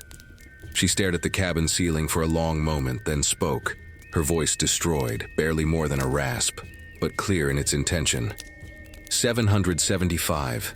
Mama D leaned close. What's that, child? 775 lashes. That's the count now. 475 before, 300 today. 775 marks on my body. 775 reasons for vengeance. 775 debts to be paid. The old woman's eyes filled with tears. Baby, you need to let go of that counting. You need to heal, not hold on to hate. But Lily shook her head. Barely a movement, but definite. The counting is what keeps me alive, Mama D. Every lash is a promise I made to myself. Every scar is a vow I ain't forgot. I survived 300 in one day because I had to. 'Cause this story ain't over yet. 'Cause somewhere in the future, all this suffering gonna mean something. She paused, gathering strength for what she needed to say next. When I was hanging there, when I was counting past 200, I had another vision. Stronger than before, clearer. I saw the end of Ironwood. I saw fire and liberation. I saw the whip in my hand instead of tearing my back. The ancestors showed me my purpose, Mama D. I ain't supposed to die yet. I'm supposed to survive, to count, to remember. And when the time is right, when the number is complete, I'm supposed to bring judgment. Mama D looked at this woman, this impossible, unbreakable, terrifying woman, and whispered, "What number, child? What number is the count supposed to reach?" And Lily, her destroyed voice carrying the weight of prophecy, answered, 600. When I reach 600 lashes, that's when the world changes. That's when accounts get settled. That's when Lily Do Ace White stops being the victim and becomes the judgment. I got 125 more to go. And then Master Hawthorne gon' learn what it means to stand on the other side of the whip. Now listen close, child. 'Cause this part of the tale is where everything started shifting, where the hunted started studying the hunter, where the victim started understanding the weapon, where Lily Do Asswhite began her transformation from sufferer to soldier. In them days of deep sorrow, knowledge was power, and the most dangerous knowledge was understanding the very thing that had been used to break you. It was the spring of 1873, a full year after them 300 lashes. Lily had survived what no person should survive, her back now carrying 775 scars like some terrible gospel written in flesh. She was 28 years old but looked ancient, her body marked by suffering that would have killed most folks 10 times over. But her eyes, sweet Jesus, her eyes still burned with that knowing fire, still held that defiant spark that no amount of whipping could extinguish. And in them eyes a new intelligence was growing, cold and calculating, patient as a snake waiting to strike. The revelation came on an afternoon when Cyrus Boone was drunk, which was most afternoons, truth be told. That no good man had taken to the bottle heavy after the 300 lashes, haunted by nightmares of Lily's counting voice, by the way she'd survived what should have killed her, by the growing sense among the enslaved folks that she was protected by powers beyond his understanding. He'd left his whip hanging on a post outside the overseer's cabin while he stumbled inside to sleep off his whiskey. And Lily, carrying water as always, saw it hanging there like an invitation from fate itself. She looked around careful-like. Nobody was watching. The other overseers was out in the far fields. The plantation was quiet in that heavy afternoon heat when even cruelty takes a rest. Lily set down her water buckets and approached that whip like it was a living thing, which, in a way, it was. It had drunk more of her blood than she cared to remember, had written its message across her back 775 times, had been the instrument of her agony and the tool of her torment. She reached out slow and touched it. The braided leather was worn smooth in places from years of use, rough in others where new sections had been added. The handle was wood, hickory she guessed, wrapped tight with more leather for grip. The business end, the tails that did the actual tearing, was triple braided with small pieces of metal woven throughout. Great God in heaven. As her fingers traced that weapon, something shifted in her understanding. This wasn't some mystical instrument of divine punishment like the masters pretended. This was just a tool. Leather and wood and metal, put together by human hands, wielded by human arms, subject to human limitations. She picked it up. It was heavier than she expected, the weight distributed strange, the balance particular. She held it by the handle and felt how it wanted to move, how the momentum of the swing would carry through from shoulder to wrist to leather tails. A memory flashed through her mind. Every time she'd been whipped, every angle of approach, every stance the overseers took, every movement of arm and body that preceded the crack and the pain. She'd been forced to witness hundreds of whippings over the years, had her face pressed to the dirt while others suffered, had stood in line watching friends and family torn apart by this very instrument. Without meaning to, she'd memorized it all. The mechanics, the technique, the physics of cruelty. Lily glanced around again, then stepped into the open space beside the cabin. Her heart was beating like African drums, her hands shaken, but she raised the whip and tried an experimental swing. It was clumsy, the momentum wrong, the follow-through awkward. The whip cracked, but without the sharp report she'd heard so many times before. She tried again. Better, but still not right. Over the following weeks and months, Lily became obsessed with understanding the whip. Every time she was near one, hanging on a post left in a barn carried by an overseer, she studied it with the intensity of a scholar studying scripture. She noted the length, usually 6 to 8 feet, the weight, 2 to 3 pounds, the number of tails, anywhere from 1 to 9, the materials used, leather, sometimes hemp, metal pieces for extra damage. But more than that, she studied the wielders. She watched how Cyrus Boone stood when he prepared to strike, feet apart, weight on the back foot, shoulders squared.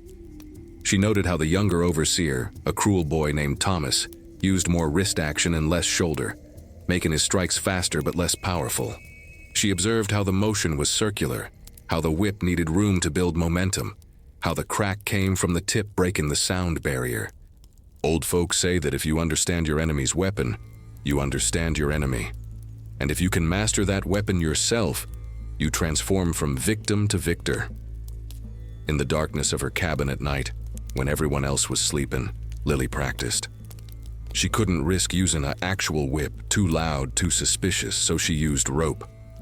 She tied a heavy knot at the end to simulate the weight of the leather tails, and in the tiny space of her quarters, she worked through the motions.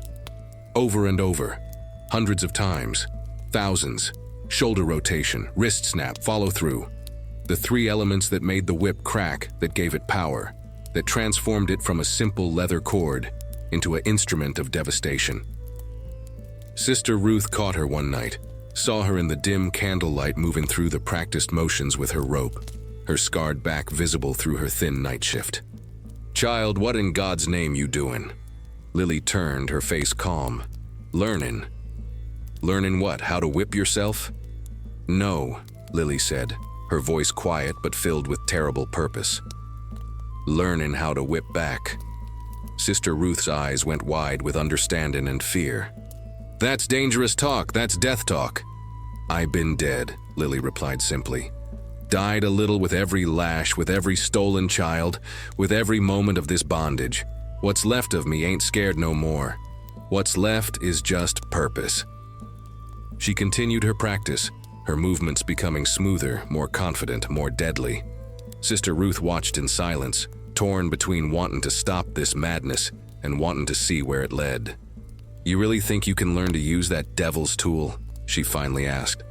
I already know how it feels to be on the receiving end, Lily said, cracking her practice rope with increasing precision. 775 times I felt it, every angle, every strength, every weakness. Now I'm just learning the other side, the wielder's side. And you know what I discovered, Sister Ruth? What's that? The whip ain't as powerful as they make it seem. It's effective, sure. It tears flesh, causes pain, inspires fear. But it's got limitations. It needs distance to work. Get too close and it's useless. It needs space to swing. Corner the wielder and they can't use it proper. It tires the arm. Even strong men can only whip for so long before their aim gets sloppy. And most important, it's just leather. It can be grabbed, blocked, turned against the person holding it. She demonstrated, snatching her practice rope mid-swing, yanking hard on it. See? The power flows two ways. They've been using it to control us, but if someone knew how to take it, how to turn it around. Sister Ruth understood what Lily was really saying, what she was really preparing for. You planning something that's gonna get you killed or worse. No, Lily said, coiling her practice rope and hiding it under her straw mattress. I'm planning something that's gonna set me free, but not yet. I'm still 25 lashes short of 600. Still got some counting to do. But when that number comes, when the ancestors say the time is right, I'll be ready. I'll know everything about the weapon that's been used against me. I'll understand its weight, its balance, its reach, its limitations. And I'll use that knowledge to turn the tables on every devil who ever raised a whip against me or mine. She looked down at her scarred hands, hands that had carried water for 20 years, hands that had been beaten and broken and healed over and over, hands that were now learning a new purpose. The instrument of pain, she whispered more to herself than to Sister Ruth, is becoming a weapon of liberation. They gave me 775 reasons to learn this. 775 lessons in how cruelty works, how power operates, how domination functions. They thought they was breaking me, but really they was training me. Every lash was education. Every scar was preparation. And when I finally use what they taught me, when I take that whip in my own hands for real, they gon' understand the terrible mistake they made. Sister Ruth left that cabin shaken, not sure if she'd just witnessed the birth of a liberator or the making of a monster. But Lily didn't care about such distinctions no more. She just kept practicing in the dark, kept studying in secret, kept preparing for the moment when the weapon would change hands and the student would become the master. Only 25 lashes to go before 600. Only 25 more marks before the prophecy was complete. Only 25 more reasons before justice could finally be served. And every night, alone in the darkness, she practiced, waiting, learning, becoming. Great God Almighty. Now we come to the part of this tale that twists the knife already buried deep in Lily's heart. The part where the past reaches forward to grab hold of the present with claws sharper than any overseer's whip. Listen here, people, 'cause what happened in the summer of 1874 would test everything Lily had become, everything she'd survived, everything she'd been preparing for. It was a scorching July afternoon when the wagon rolled up to Ironwood Plantation, one of them fancy carriages from Savannah, pulled by two fine horses, driven by a slave trader named Ezekiel Marsh, who was known throughout Georgia as a man who'd sell his own mother if the price was right. Master Hawthorne met him in the yard and they talked business while Lily was carrying water past, her eyes downcast but her ears sharp as always. Got something special for you, Hawthorne, Marsh was saying, his voice oily and self-satisfied. Young mulatto girl, about 12 years old. Pretty thing, light-skinned, good teeth, strong constitution. Been trained up proper in a house in Charleston. Can sew, can cook, can read a little, though we don't advertise that part. Lily's heart lurched at the words 12 years old. It had been 6 years since they'd taken baby Grace from her arms. 6 years since that third and final child had been ripped away. Grace would be 6 now, not 12. This couldn't be. But then Marsh opened the back of the wagon, and a girl stepped out, tall for her age, skin the color of honey, hair in 2 long braids, wearing a simple gray dress that marked her as house servant stock. She looked around at Ironwood with frightened eyes, taking in the slave quarters, the cotton fields, the whipping post that stood like a monument to suffering. And when those eyes landed on Lily, sweet Jesus, when their gazes met across that dusty yard, recognition flashed like lightning between them. Not full recognition, not conscious memory, but something deeper, something in the blood, something ancestral. The girl had Josiah's eyes.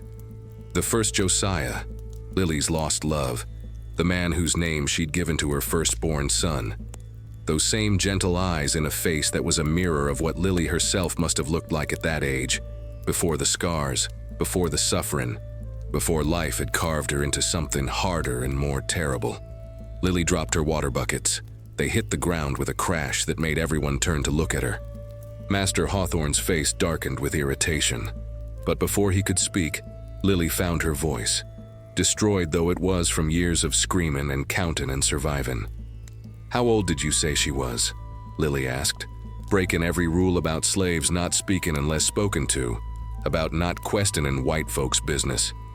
Marsh looked at her with surprise and contempt. "None of your concern, girl.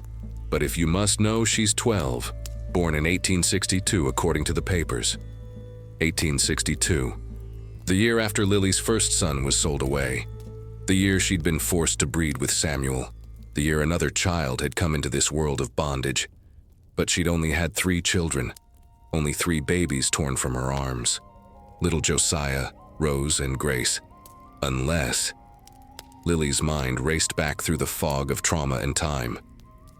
1862. She'd been sick that year, sick with fever after... After what? The memory was hazy, blocked by pain, but pieces started fitting together like a terrible puzzle. She'd been sick after a forced breeding. She'd bled heavy.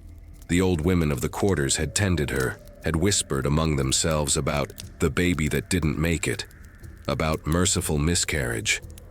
But what if it hadn't been a miscarriage?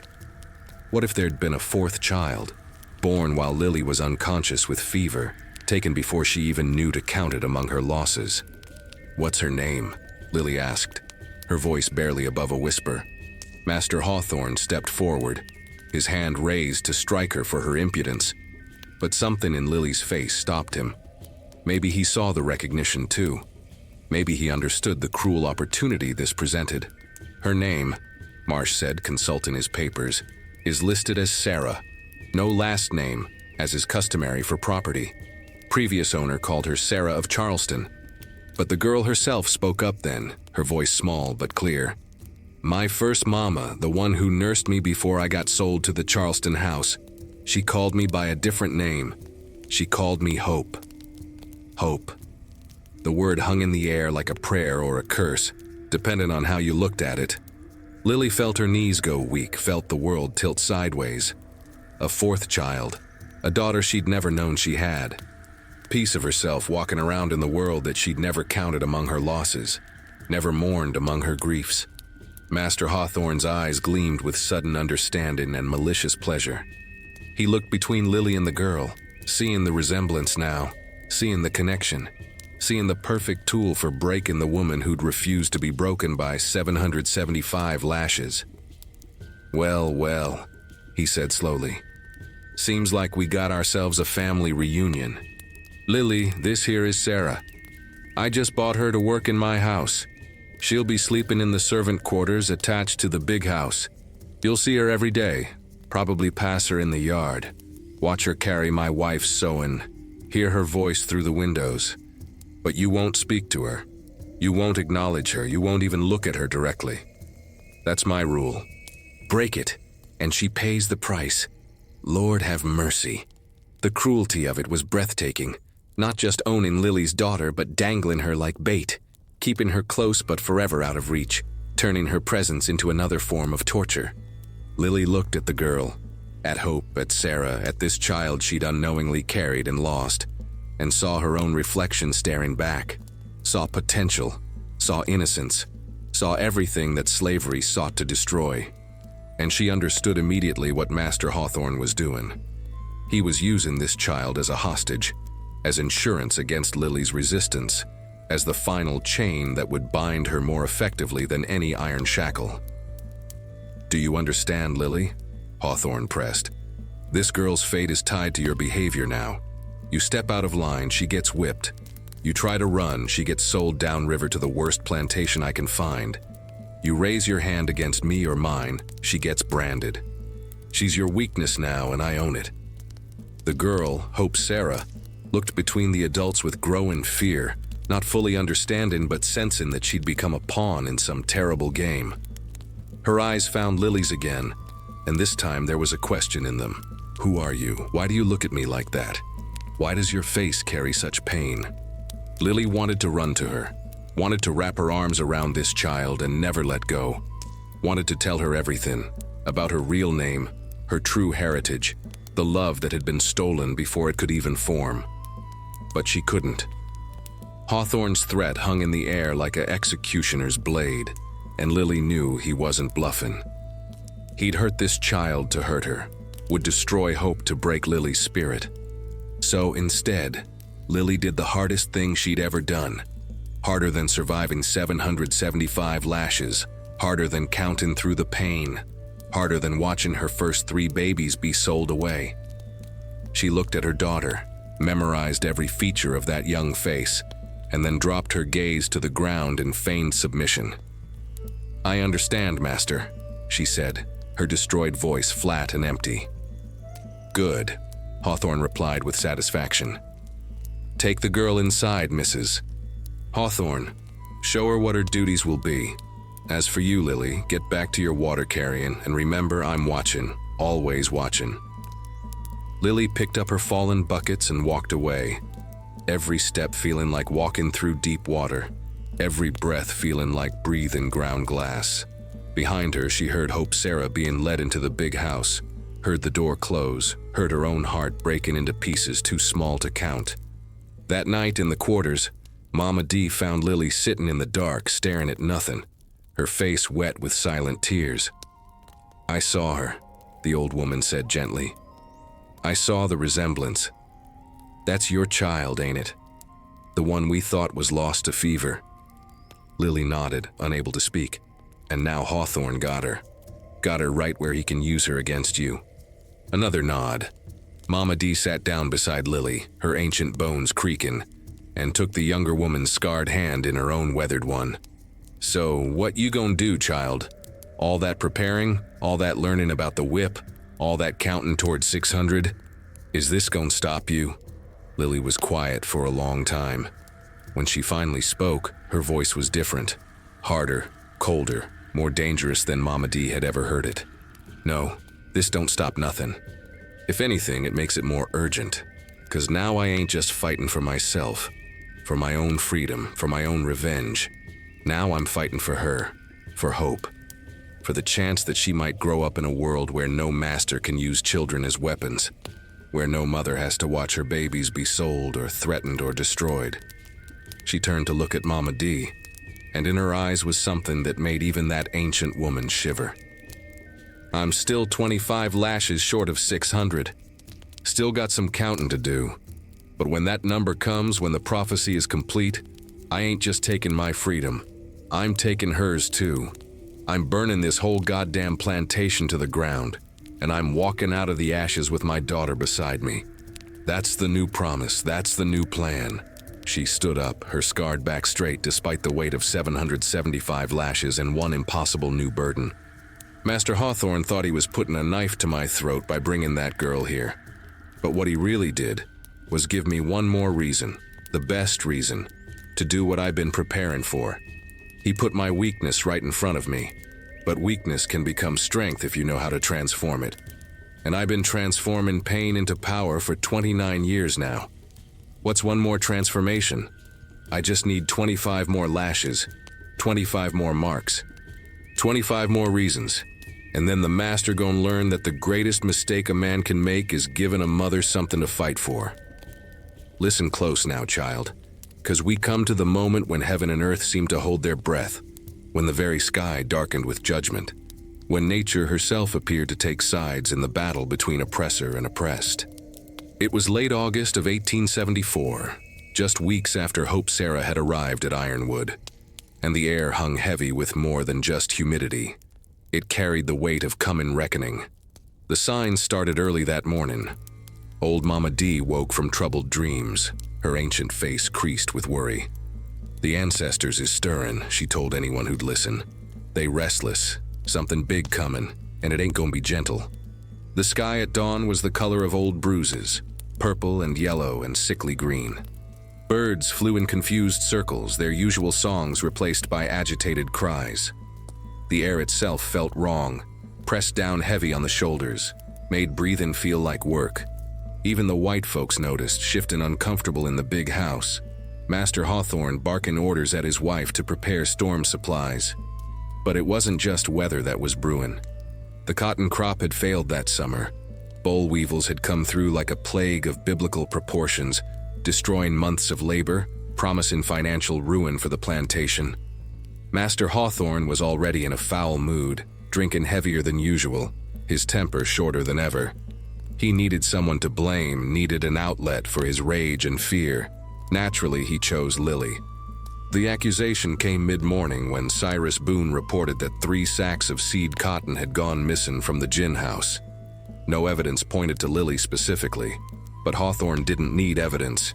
He needed a scapegoat, needed to reassert his dominion over the one slave, who'd consistently refused to be fully broken. "Bring her to the post," he ordered, his voice carrying across the yard where Lily was carrying water as always, her eyes occasionally flickering toward the big house where Hope Sarah worked. This daughter she couldn't acknowledge, couldn't protect, couldn't even speak to. Great God in heaven. When Lily heard them words, she knew. This was it. The moment she'd been counting toward, preparing for, surviving toward. She had 775 scars already. She needed 600 to fulfill the prophecy, but she'd miscounted somewhere in her fevered reckoning. The number wasn't about what she'd received. It was about what was coming. This would be the punishment that completed the count, the final chapter before the book closed and a new one opened.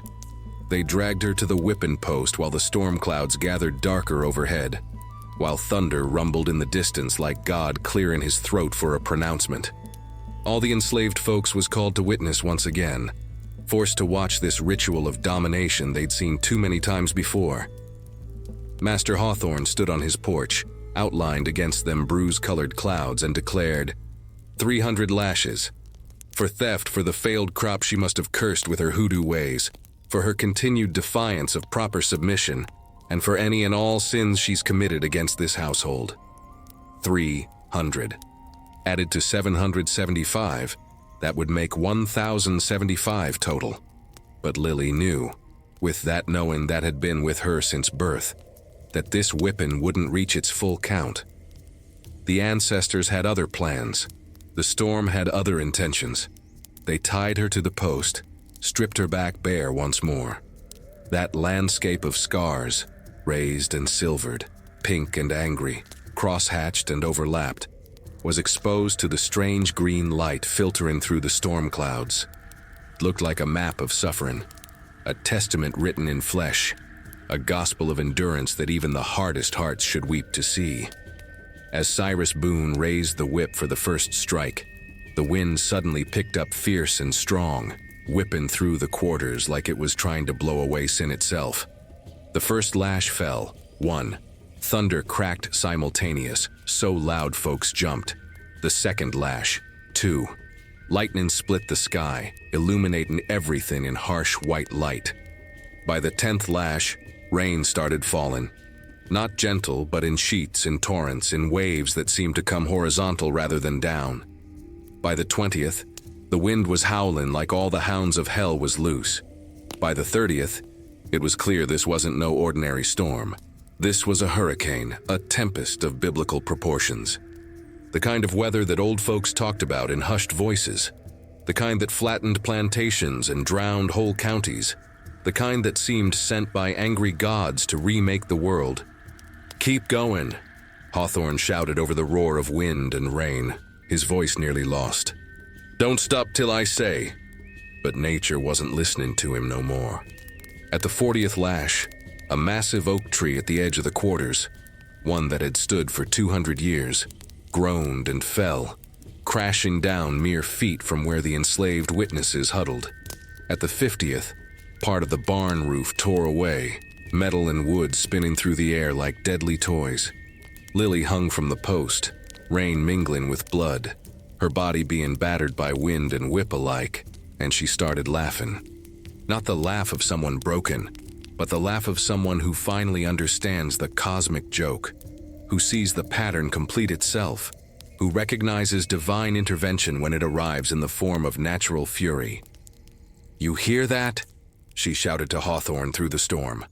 "That's the sound of accounts coming due. That's the voice of every ancestor who crossed the Middle Passage. That's the cry of every child sold away. The storm knows. The earth knows. Heaven itself knows." At the 75th lash, the whipping post itself, that cursed tree that had drunk so much blood over the decades, started to crack, split right down the middle like God himself had taken an axe to it. The iron ring that held Lily's bonds wrenched loose, and she fell forward into the mud, still bound but no longer anchored. The sky opened up then. Not just rain, but hail. Chunks of ice the size of hen eggs pelting down, smashing windows in the big house, benting the metal roof of the gin house, sending everyone scrambling for shelter. Everyone except Lily, who lay in that mud feeling the ice pound her scarred back and laughing at the beautiful violence of it all. Master Hawthorne stood on his porch, rage battling with fear on his face. He wanted to continue the punishment, wanted to reach his 300 count, but the storm had other ideas. A massive gust of wind, strong enough to lift a grown man, caught him and flung him backward through his own front door. His wife screamed. Overseers ran for cover.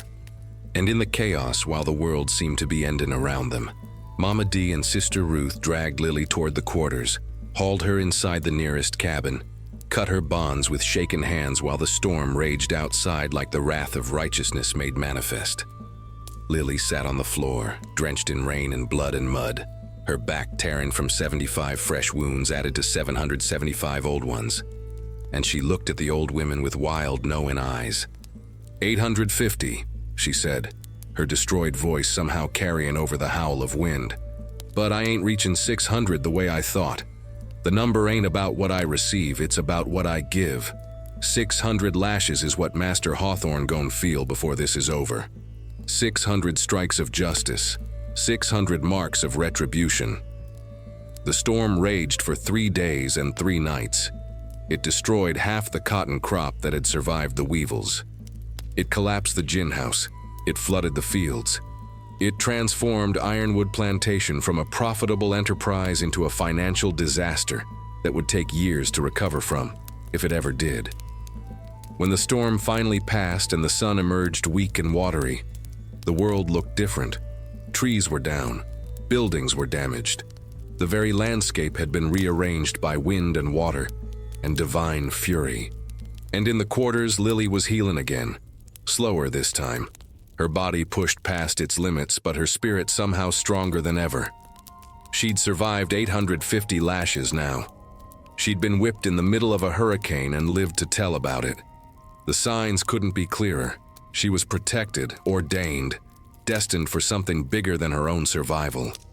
Hope Sarah came to her that first night after the storm, snuck out of the big house while everyone was still reeling from the damage, found her way to the quarters and knelt beside the woman she didn't know was her mother. "Are you all right?" the girl asked, her young voice filled with concern. And Lily, breaking every rule Hawthorne had set, risking everything, reached out and touched her daughter's face, gentle as prayer. "I will be, child. Soon as the count is complete. Soon as justice comes due. You just stay safe and stay strong, because freedom's coming. I feel it in the wind. I see it in the storm. This plantation's days are numbered, and when the end comes, you and me gon' walk out of here together. That's my promise. Now you see, people, we come to the heart of darkness itself, to the moment when all the countin', all the sufferin', all the preparation would be tested like gold in fire. It was October 1874, 2 months after the hurricane had torn through Ironwood like God's own judgment, and Master Elias Hawthorne was a desperate man. Desperate men do desperate things, and cruel men do cruel things. So a desperate and cruel man does things that defy all reason and mercy. The plantation was dying. The failed cotton crop, combined with storm damage and the financial panic that was spreading through the South, had pushed Hawthorne to the edge of ruin. He'd borrowed heavy against next year's harvest, but with half his fields destroyed and his labor force restless after that biblical tempest, profits was looking unlikely. Banks was circling like vultures. Other planters whispered about his misfortune with barely concealed satisfaction. And through it all, Lily remained, unbroken, unbowed, a constant reminder of his failure to dominate completely, to crush totally, to own absolutely. Her very existence was an insult to his authority, a challenge to his manhood, a wound to his pride that festered and refused to heal. So on a cold October morning when frost kissed the ground white and breath steamed in the air, Hawthorne made his final move. He called every soul on the plantation to gather, enslaved and free, field hands and house servants, children and elders, and he announced his intention with a voice that shook from rage and something else, something that might have been fear. "This plantation is falling apart," he declared, standing on a hastily erected platform in the yard. "Crops failing, storms destroying, profits vanishing, and I know why. There's a cancer here, a source of corruption, a vessel of hoodoo evil that's been cursing this land since the day she was born." He pointed at Lily, and everyone knew what was coming. "I've tried to break her. God knows I've tried. 850 lashes over the years, and she still stands there with that defiant look, still refuses proper submission. Well, no more. Today we end this. Today I whip her till she breaks or till she dies. 600 lashes in one session. Public execution by flagellation. Let it be a lesson to every one of you about what happens to those who resist the natural order. Lord have mercy. 600 lashes in a single day. No human body could survive that. Even Lily, who'd endured things that should have killed her 100 times over, couldn't possibly withstand such brutality. This wasn't punishment. This was murder, plain and simple, dressed up in the language of discipline and order. But as they dragged Lily to the reconstructed whipping post, built stronger after the storm, reinforced with iron, erected like a monument to cruelty, something strange happened. She didn't resist, didn't fight, didn't plead. She walked calm and steady, her scarred back straight, her knowing eyes fixed on some distant point that only she could see. In the crowd of forced witnesses, Mama D began praying in that old African tongue. Sister Ruth wept openly, and Hope Sarah, that precious child caught in this nightmare, stood frozen with horror, not fully understanding but sensing that something terrible and tremendous was about to unfold. They tied Lily to the post, arms stretched wide, body exposed. Cyrus Boone stood ready with the whip, that devil's tool that had tasted her blood so many times before. But as he raised his arm for the first strike, Lily spoke. Her destroyed voice, usually barely more than a rasp, suddenly carried clear and strong across the yard. "Go ahead," she said. "Start the count. But know this, every lash you give me, I'm taking from you. Every mark you make on my flesh, I'm writing down in blood and memory. You think you counting to 600? I've been counting for 29 years. And when this is over, if I live or if I die, the debt comes due. The ledger gets balanced. Justice gets served." The first lash fell. 1. Lily didn't scream. She whispered, "1 for my mama Rose, who died birthing me. 1 for my first love, Josiah, sold away before we could build a life. 1 for my baby son, auctioned like livestock." Second lash. 2. 2 for my daughter Rose, ripped from my breast. 2 for my baby Grace, hunted down when I tried to hide her. 2 for all the mothers who've lost children to this evil system. The pattern continued. With each lash, Lily named a person, a crime, a sin committed against her people. She transformed her punishment into testimony, her suffering into witness, her agony into accusation. The crowd listened in amazement and horror as she turned the whipping into a sermon, the post into a pulpit, her broken body into a living indictment of slavery itself. By the 100th lash, her back was a ruin. By the 200th, she'd stopped naming specific people and started naming principles: freedom, dignity, humanity, justice. By the 300th, she'd fallen silent, but her lips still moved in what might have been prayer or might have been curses or might have been both. Cyrus Boone's arm had long since tired, so other overseers took turns. The whip passed from hand to hand like a relay race of cruelty, each man adding his contribution to the spectacle of violence. Blood pooled beneath the post, ran in rivulets across the packed earth, soaked into Georgia soil that had drunk so much of our people's blood over the generations. At 400 lashes, Lily's consciousness began to fade. She drifted in that space between life and death where the ancestors dwell, where the veil between worlds grows thin. She saw visions. Her mama Rose standing in a field of white flowers, her lost love Josiah reaching out from across a great distance, her 3 known babies playing together in some place beyond pain.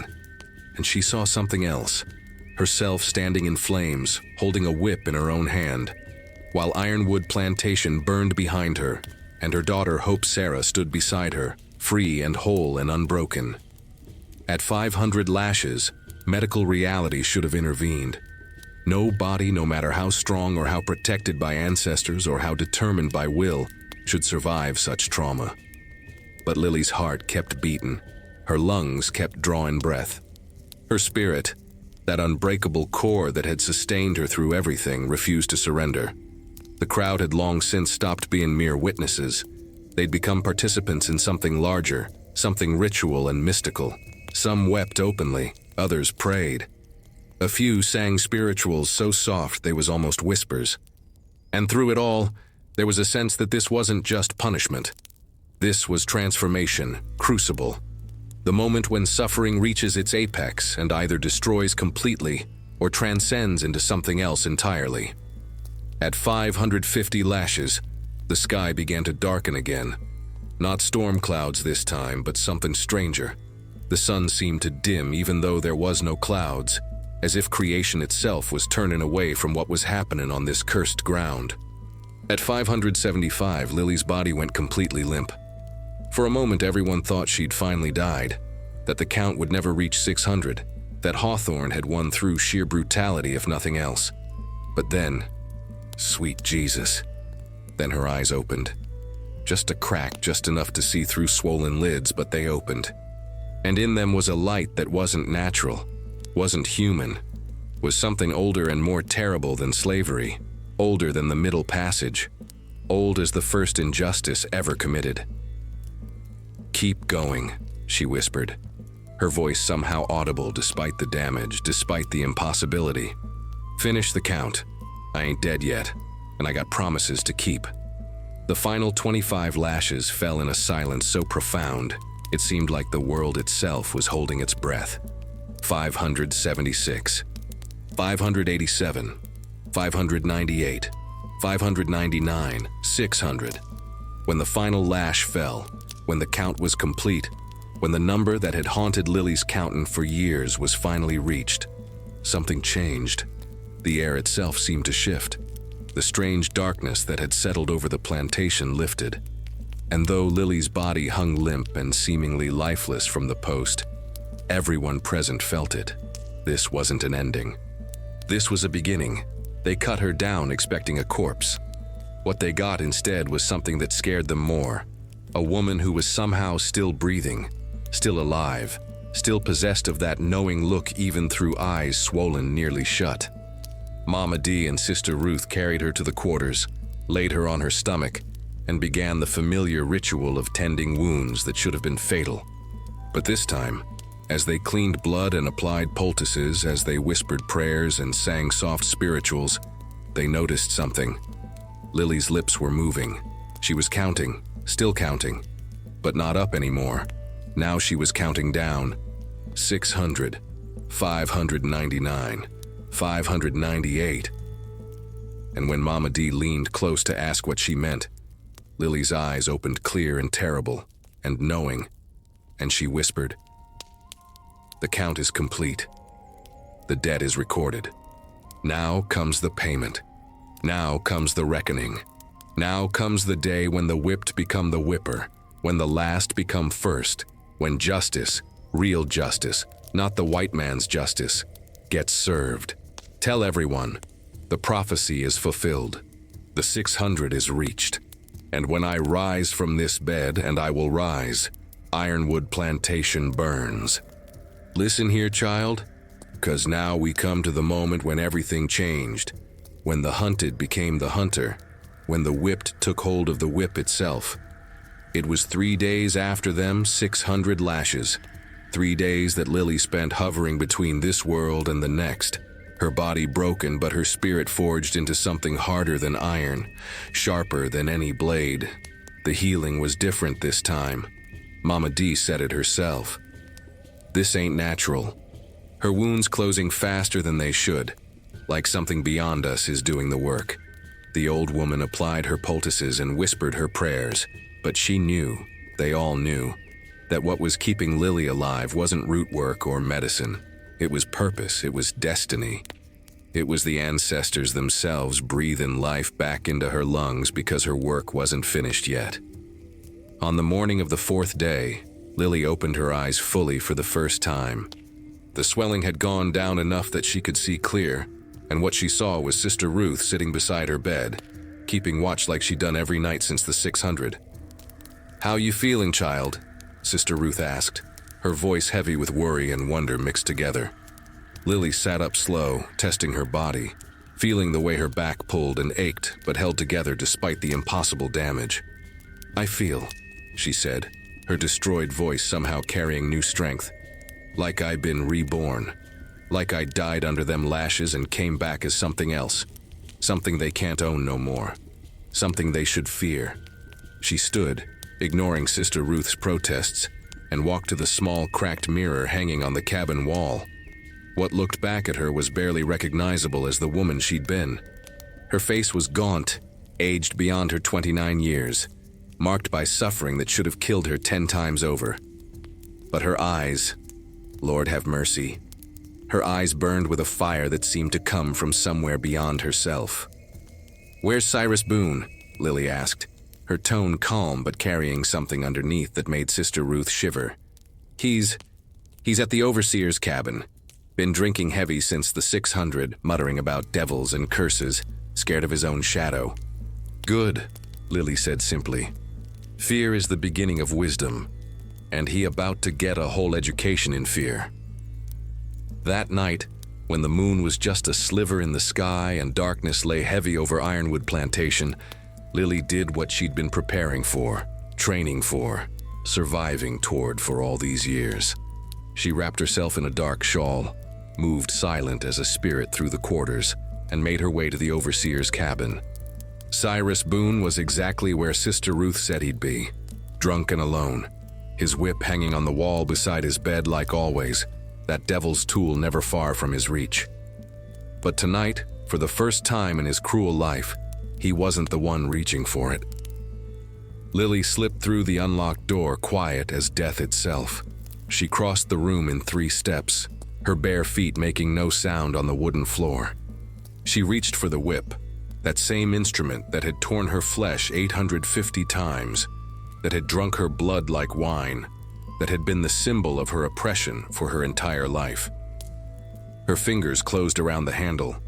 The weight was exactly what she remembered from her secret practice sessions. The balance was familiar from all her studying. The braided leather felt almost alive in her hand, like it recognized her, like it had been waiting for this moment as long as she had. Cyrus Boone stirred in his drunken sleep, some instinct warning him that something was wrong. His eyes opened, focused slowly, and when he saw Lily standing there holding his whip, the blood drained from his face like water from a broken bucket. "No," he whispered, trying to sit up, trying to reach for the pistol he kept under his pillow. "You can't. You're supposed to be dying?" Lily finished for him, her voice soft and terrible. I did, and I came back. The ancestors wouldn't let me rest till accounts was settled, till debts was paid, till the whip changed hands. She cracked the whip once, just once, and the sound echoed through the cabin like thunder, like judgment, like every slave's prayer for vengeance finally being answered. Boone scrambled backward, fell out of his bed, crawled toward the corner like the coward he'd always been underneath his cruelty. "Please," he begged, and the words sounded strange coming from him, a man who'd never shown mercy in his entire life. "Please, I was just following orders. Hawthorne made me—" "Following orders," Lily repeated, testing the words. "That's what every devil says when his time comes due. But you enjoyed it, didn't you, Cyrus? You smiled when you whipped me. You laughed when you took my babies. You got drunk celebrating after you gave me them 300. So don't talk to me about orders. Talk to me about choices. About the choice you made every single time you raised that whip against defenseless people." She advanced on him, slow and deliberate, the whip coiled in her hand. And for the first time in her life, Lily understood the power that overseers felt. The power of holding life and death, pain and mercy in your own hands. It was intoxicating. It was dangerous.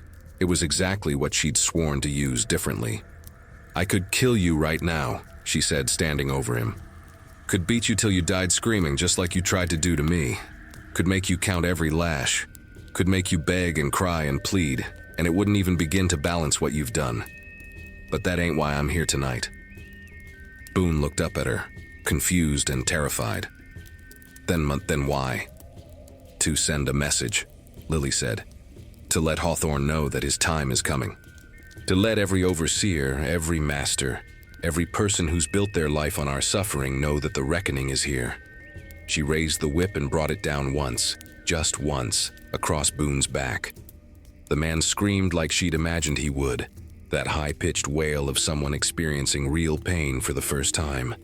Someone who'd dealt it out for years, but never truly understood what it meant to receive it. "That's one," Lily said calmly. "I owe you 600. But I'm going to give them to you slow, one at a time. Spread out over however long it takes.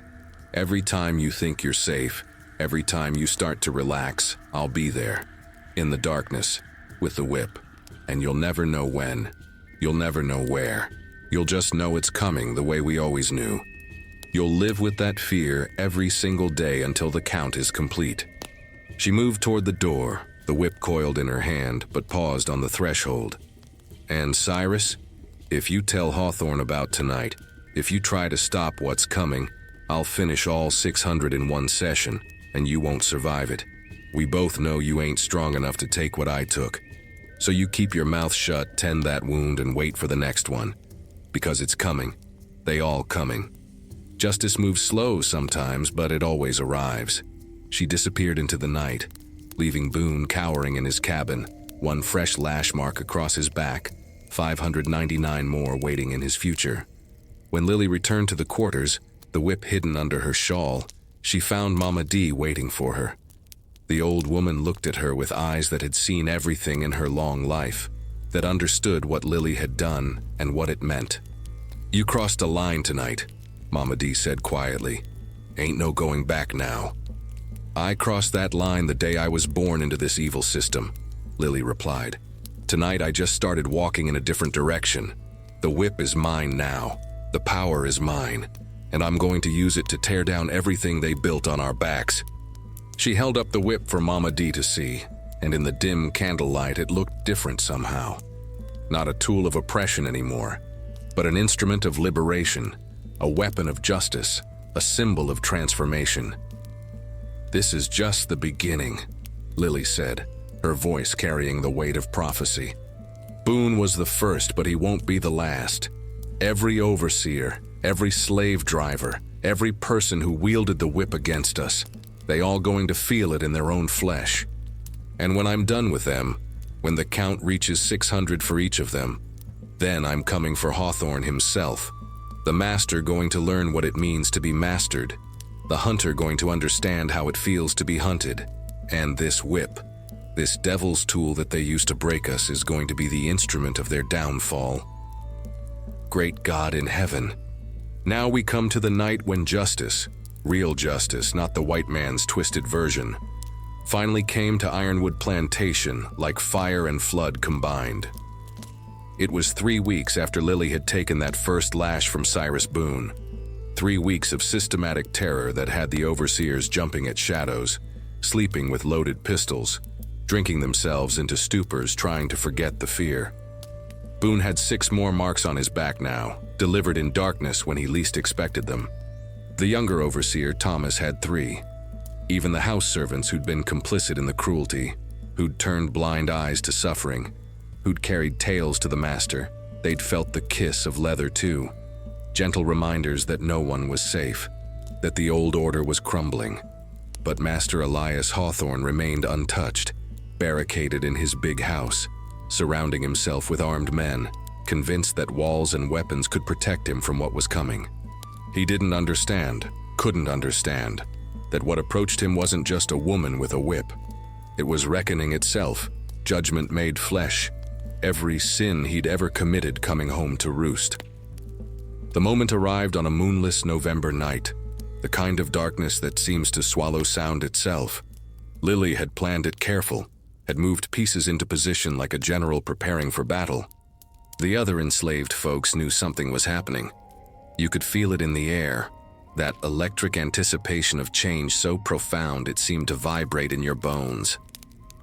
Hope Sarah had been secretly moved to the quarters earlier that day, smuggled out of the big house during the chaos of a small fire that had mysteriously started in the kitchen. Now she sat with Mama D and Sister Ruth, scared and confused but safe, while her mother, this woman she was just beginning to know, just starting to call by name, prepared for the final confrontation. Lily stood outside her cabin, the whip coiled at her side, dressed in simple dark clothes that would blend with the night. Around her gathered a handful of the strongest souls from the quarters, not to fight, she'd made that clear, but to witness, to testify, to remember what happened this night so they could tell their children and their children's children that once, in the darkness of slavery, one woman stood up and said, "Enough." "You don't have to do this alone," Moses said, now grown into a man of 30, still carrying the fire of rebellion that had nearly gotten him hanged years ago. "We can rise up together, overwhelm them with numbers." "No," Lily said firmly. "This ain't about rebellion. This is personal. This is between me and the man who's stolen everything from me. My mama, my loves, my babies, my body, my dignity. This is about one woman taking back what's hers. Y'all bear witness, but the hand that strikes must be mine alone." She walked toward the big house, her bare feet silent on the cold ground, her breath misting in the November air. Behind her, at a distance, her witnesses followed, shadows among shadows, spirits among the living. The big house loomed white in the darkness, its columns like bones, its windows dark except for one on the second floor where Hawthorne kept his study. He was there, she knew, drinking his expensive whiskey, counting his diminishing money, plotting how to restore his fortune and his authority. Lily didn't knock. She walked through the front door like she owned the place, which in a way she did. Her blood was mixed into the mortar of these walls. Her suffering had paid for every brick. Her stolen labor had built this monument to cruelty. It was as much hers as anyone's. She climbed the stairs slow and deliberate, the whip trailing behind her like a snake, its leather kissing each step with a soft whisper that seemed to say, "Justice, justice, justice." Hawthorne heard her coming. He stood as she entered his study, his hand reaching for the pistol on his desk, his face twisted with rage and something that looked almost like relief, as if he'd been waiting for this, knowing it was inevitable. "So it's you," he said, his voice slurred from drink. "The one who's been terrorizing my overseers, the one who survived what should have killed you. I should have sold you years ago, should have had you hanged after the escape attempt, should have finished the job with them 600 lashes. But you didn't. Lily said, advancing into the room. "And now here we are, you with your pistol and your pride, me with your whip and my purpose." He raised the gun, pointing it at her chest. "I could shoot you right now, end this before it starts." "Go ahead," Lily said, not stopping, not slowing. "Pull that trigger, but we both know it won't matter. I already died under your whip and came back. The ancestors protect me now, and even if you kill this body, my spirit will haunt you forever. You'll never sleep peaceful again. You'll never escape what you've done." Hawthorne's hand trembled. For the first time in his life, he was facing someone who genuinely didn't fear death, who'd suffered so much that mortality had lost its sting. He pulled the trigger. The gun misfired. Click. Nothing. He pulled it again. Click. Still nothing. "Even your weapons betray you," Lily said, now standing just feet from him. "Because this ain't your moment, it's mine. This ain't your justice, it's God's, and I'm the instrument he chose to deliver it." She moved faster than Hawthorne could react, knocking the useless pistol from his hand, grabbing him by his fine linen collar and dragging him, the master, the owner, the man who'd held power over life and death, out of his study, down his stairs, through his house, and into the yard where her witnesses waited. They'd prepared the whipping post, that same cursed tree that had been rebuilt after the storm. Now it would serve a different purpose. Now the master would feel what the enslaved had felt for generations. "Strip his shirt," Lily commanded, and Moses stepped forward to obey, tearing away Hawthorne's fine clothes until his back was bare, white and unmarked, untouched by suffering, innocent of the pain it had ordered inflicted on others. "No!" Hawthorne screamed, struggling against the ropes they used to bind him. "You can't do this. I'm a white man. I'm your master. This is against the law." "Your law," Lily said, unfurling the whip. "But tonight we operate under a different law, the law of consequences, the law that says what you do returns to you sevenfold, the law that says the first shall be last, and the last shall be first." She raised the whip, and the gathered witnesses held their breath. This was it, the moment everything changed. The moment a slave raised a hand against her master, not in desperate defense, but in deliberate justice. The first lash fell. Hawthorne screamed, a sound of such shock and pain that it barely seemed human. He'd never felt real suffering before, never understood what it meant to have flesh torn from your back, never comprehended the agony he'd inflicted so casually on others. "That's one," Lily said calmly. "For my mama Rose, who died birthing me because you wouldn't pay for proper midwife care." Second lash. 2. For my love Josiah, sold away to break my spirit. Third lash. 3. For my son, my first baby, auctioned like livestock. She continued, methodical and merciless, naming each lash, giving each one meaning and weight.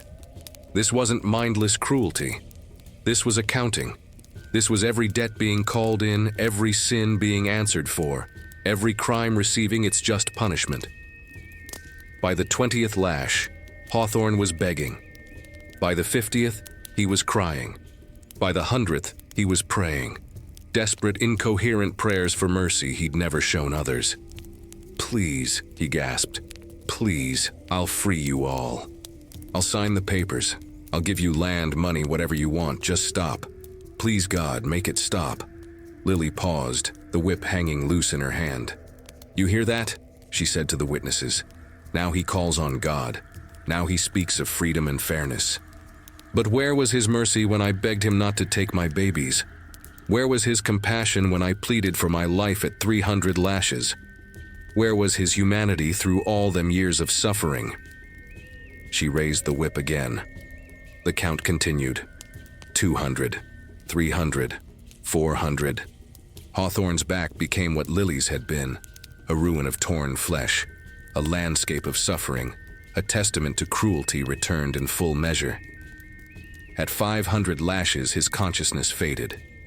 At 550, he hung limp from the post, barely breathing. At 599, Lily stopped, one lash short of 600. The witnesses murmured in confusion. Why stop now? Why leave the count incomplete? Lily coiled the whip and walked around to face Hawthorne's destroyed form. She lifted his head by the hair so their eyes could meet, his glazed with pain, hers burning with that knowing fire. "I'm leaving you one short," she said quietly, "not as mercy, as reminder. Every day you live from now on, you'll know there's one more coming. One more you'll never escape. One more that haunts your dreams and stalks your waking hours. You'll spend the rest of your life waiting for the 600th lash, and it will never come. That's your punishment. Not death, not completion, just endless waiting.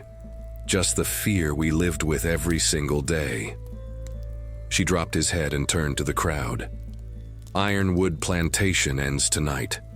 Anyone who wants to leave, leave. Anyone who wants to stay and try to build something new from these ashes, stay. But the old order is finished. The whip is broken. The chains are shattered. And this man," she gestured at Hawthorne's broken form, "he lives as an example, not of what we were, but of what we'll never be again. Now go. Tell everyone. Tell the whole South. Tell the whole country. Lily Duaswat gave justice with the same leather that gave her scars, and the age of masters is over. Now listen close, child, 'cause we come to the ending that's really a beginning, to the moment when one story closes and 1,000 new ones open up like flowers after rain. It was dawn on the day after justice came to Ironwood, and the world looked different, or maybe it was the same world, but folks was seeing it with new eyes.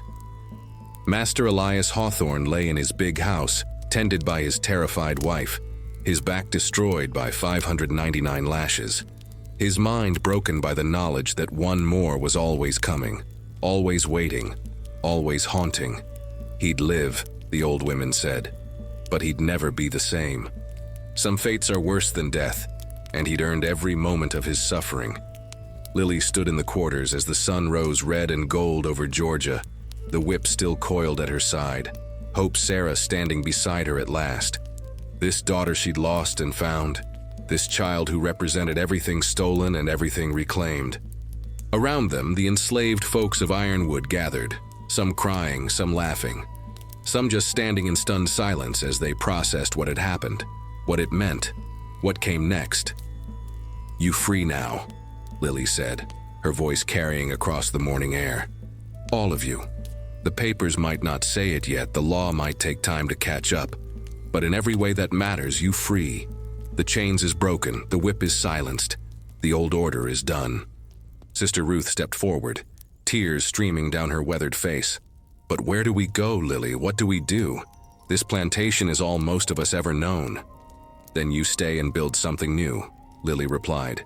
"Take this land that drank our blood and make it grow life instead of cotton, freedom instead of bondage. Or you leave and find your own path. The choice, for the first time in your lives, is yours. That's what freedom means." Mama D approached, so ancient now she seemed made of dust and memory and stubbornness. She touched Lily's scarred face with her trembling hand. "And what about you, child? What path you choosing?" Lily looked down at Hope Sarah, saw her own reflection in that young face, the hope she'd carried through impossible suffering, the future she'd fought for with every breath. "I'm going north," she said, "going to find that promised land we always sang about. Going to make sure my daughter grows up in a world where no master can threaten her, where no whip can touch her, where she can read and learn and love without asking permission." She turned to address everyone gathered. "I ain't a leader, I ain't a prophet. I'm just a woman who counted every lash, who survived when she shouldn't have, who took back what was stolen. But I'm leaving y'all with this. Remember. Remember everything that happened here.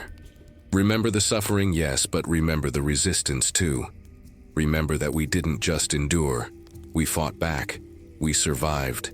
We transformed pain into power. Tell your children. Tell their children. Don't let the story be erased, smoothed over, forgotten." Moses stepped forward. "We'll remember Lily Duaswat. We'll tell the tale of the woman who took 600 lashes and gave 599 back. We'll sing your name in spirituals and whisper it in prayers. You changed everything." "Not just me," Lily said firmly. "We changed it. Every person who resisted in small ways, who kept their spirit alive, who refused to be fully broken. They all part of this victory, I was just the one carrying the whip at the end. Before she left, Lily did one final thing. She walked to the whipping post, that cursed tree that had been the site of so much agony, and she took an axe that someone handed her. With strength that seemed impossible given her injuries, she swung that axe again and again, chopping at the base of the post, each blow striking like thunder, each impact sending splinters flying. The gathered crowd began to chant, a rhythm emerging from their voices that matched her swings. "Break it down! Break it down! Break it down!" When the post finally fell, when that monument to cruelty crashed to the ground and shattered, a cheer went up that could be heard for miles. Birds scattered from trees. The sound echoed across the plantation like a proclamation. The old world was dead, and something new was being born. Lily took the whip that had been her instrument of justice and wrapped it around the broken post. Then she poured lamp oil over the whole thing and struck a match. The flames rose high and bright, consuming leather and wood together, transforming both into ash and memory. "Fire purifies," she said, watching it burn. "And sometimes you got to burn the old completely before the new can grow." With Hope Sarah's hand in hers, with a small bundle of belongings on her back, Lily walked away from Ironwood for the last time. She didn't look back. Behind her, some folks cheered, some cried, some just watched in awe as this woman who'd survived the impossible walked toward the horizon like she was walking into legend itself. They made their way to the Savannah River, that water that had witnessed so much history, so many escapes, so many tears and triumphs. Lily stood on the bank as the sun climbed higher, warming a world that felt different now, charged with new possibilities. Hope Sarah looked up at her. "Mama!" The first time she'd said that word, and it landed in Lily's heart like a blessing. "What are you doing?" Lily waded into the river, the cold water rising up her legs, her waist, her chest. She still wore the clothes stained with Hawthorne's blood, still carried the weight of everything that had happened. When the water reached her shoulders, she stopped and turned back to her daughter standing on the shore. "I'm washing it away," she called out. "All the blood, all the hate, all the old pain. Keeping the memory but releasing the poison. When I come out of this water, I'm starting fresh. We both are." She ducked under completely, let the river embrace her, felt the current trying to pull her downstream toward the ocean, toward Africa, toward the ancestors who'd crossed that middle passage in chains, and now watched from the other side with pride. When she emerged, water streaming from her hair and clothes, she looked different somehow, cleansed, renewed, transformed. She waded back to shore where Hope Sarah waited, and together they walked north, following that drinking gourd in the sky, heading toward freedom that was no longer just a dream, but a destination they'd reach with their own feet. Folks say that if you go to where Ironwood Plantation used to stand, it's all reclaimed by forest now, nature taking back what men tried to own. You can still hear things on quiet nights. The crack of a whip, but not in pain, in triumph. The sound of chains breaking, the voice of a woman counting but not suffering, celebrating. And if you walk down to the Savannah River at dawn, they say you might see her. A woman and a child wading into the water, washing away the old world, emerging into the new one. Over and over, an eternal cycle of death and rebirth, suffering and redemption, bondage and freedom. The ones who suffered, they suffered. The ones who resisted left behind memory. And memory, we keep it here, in our hearts, in our songs, in our stories passed down through generations. Lily Duassoit walked into that water carrying 600 reasons to die, and came out with one reason to live: freedom. Her story don't end with revenge. It ends with renewal. And that's the lesson we carry forward. That no matter how many lashes they give us, no matter how hard they try to break us, we survive. We remember. We rise.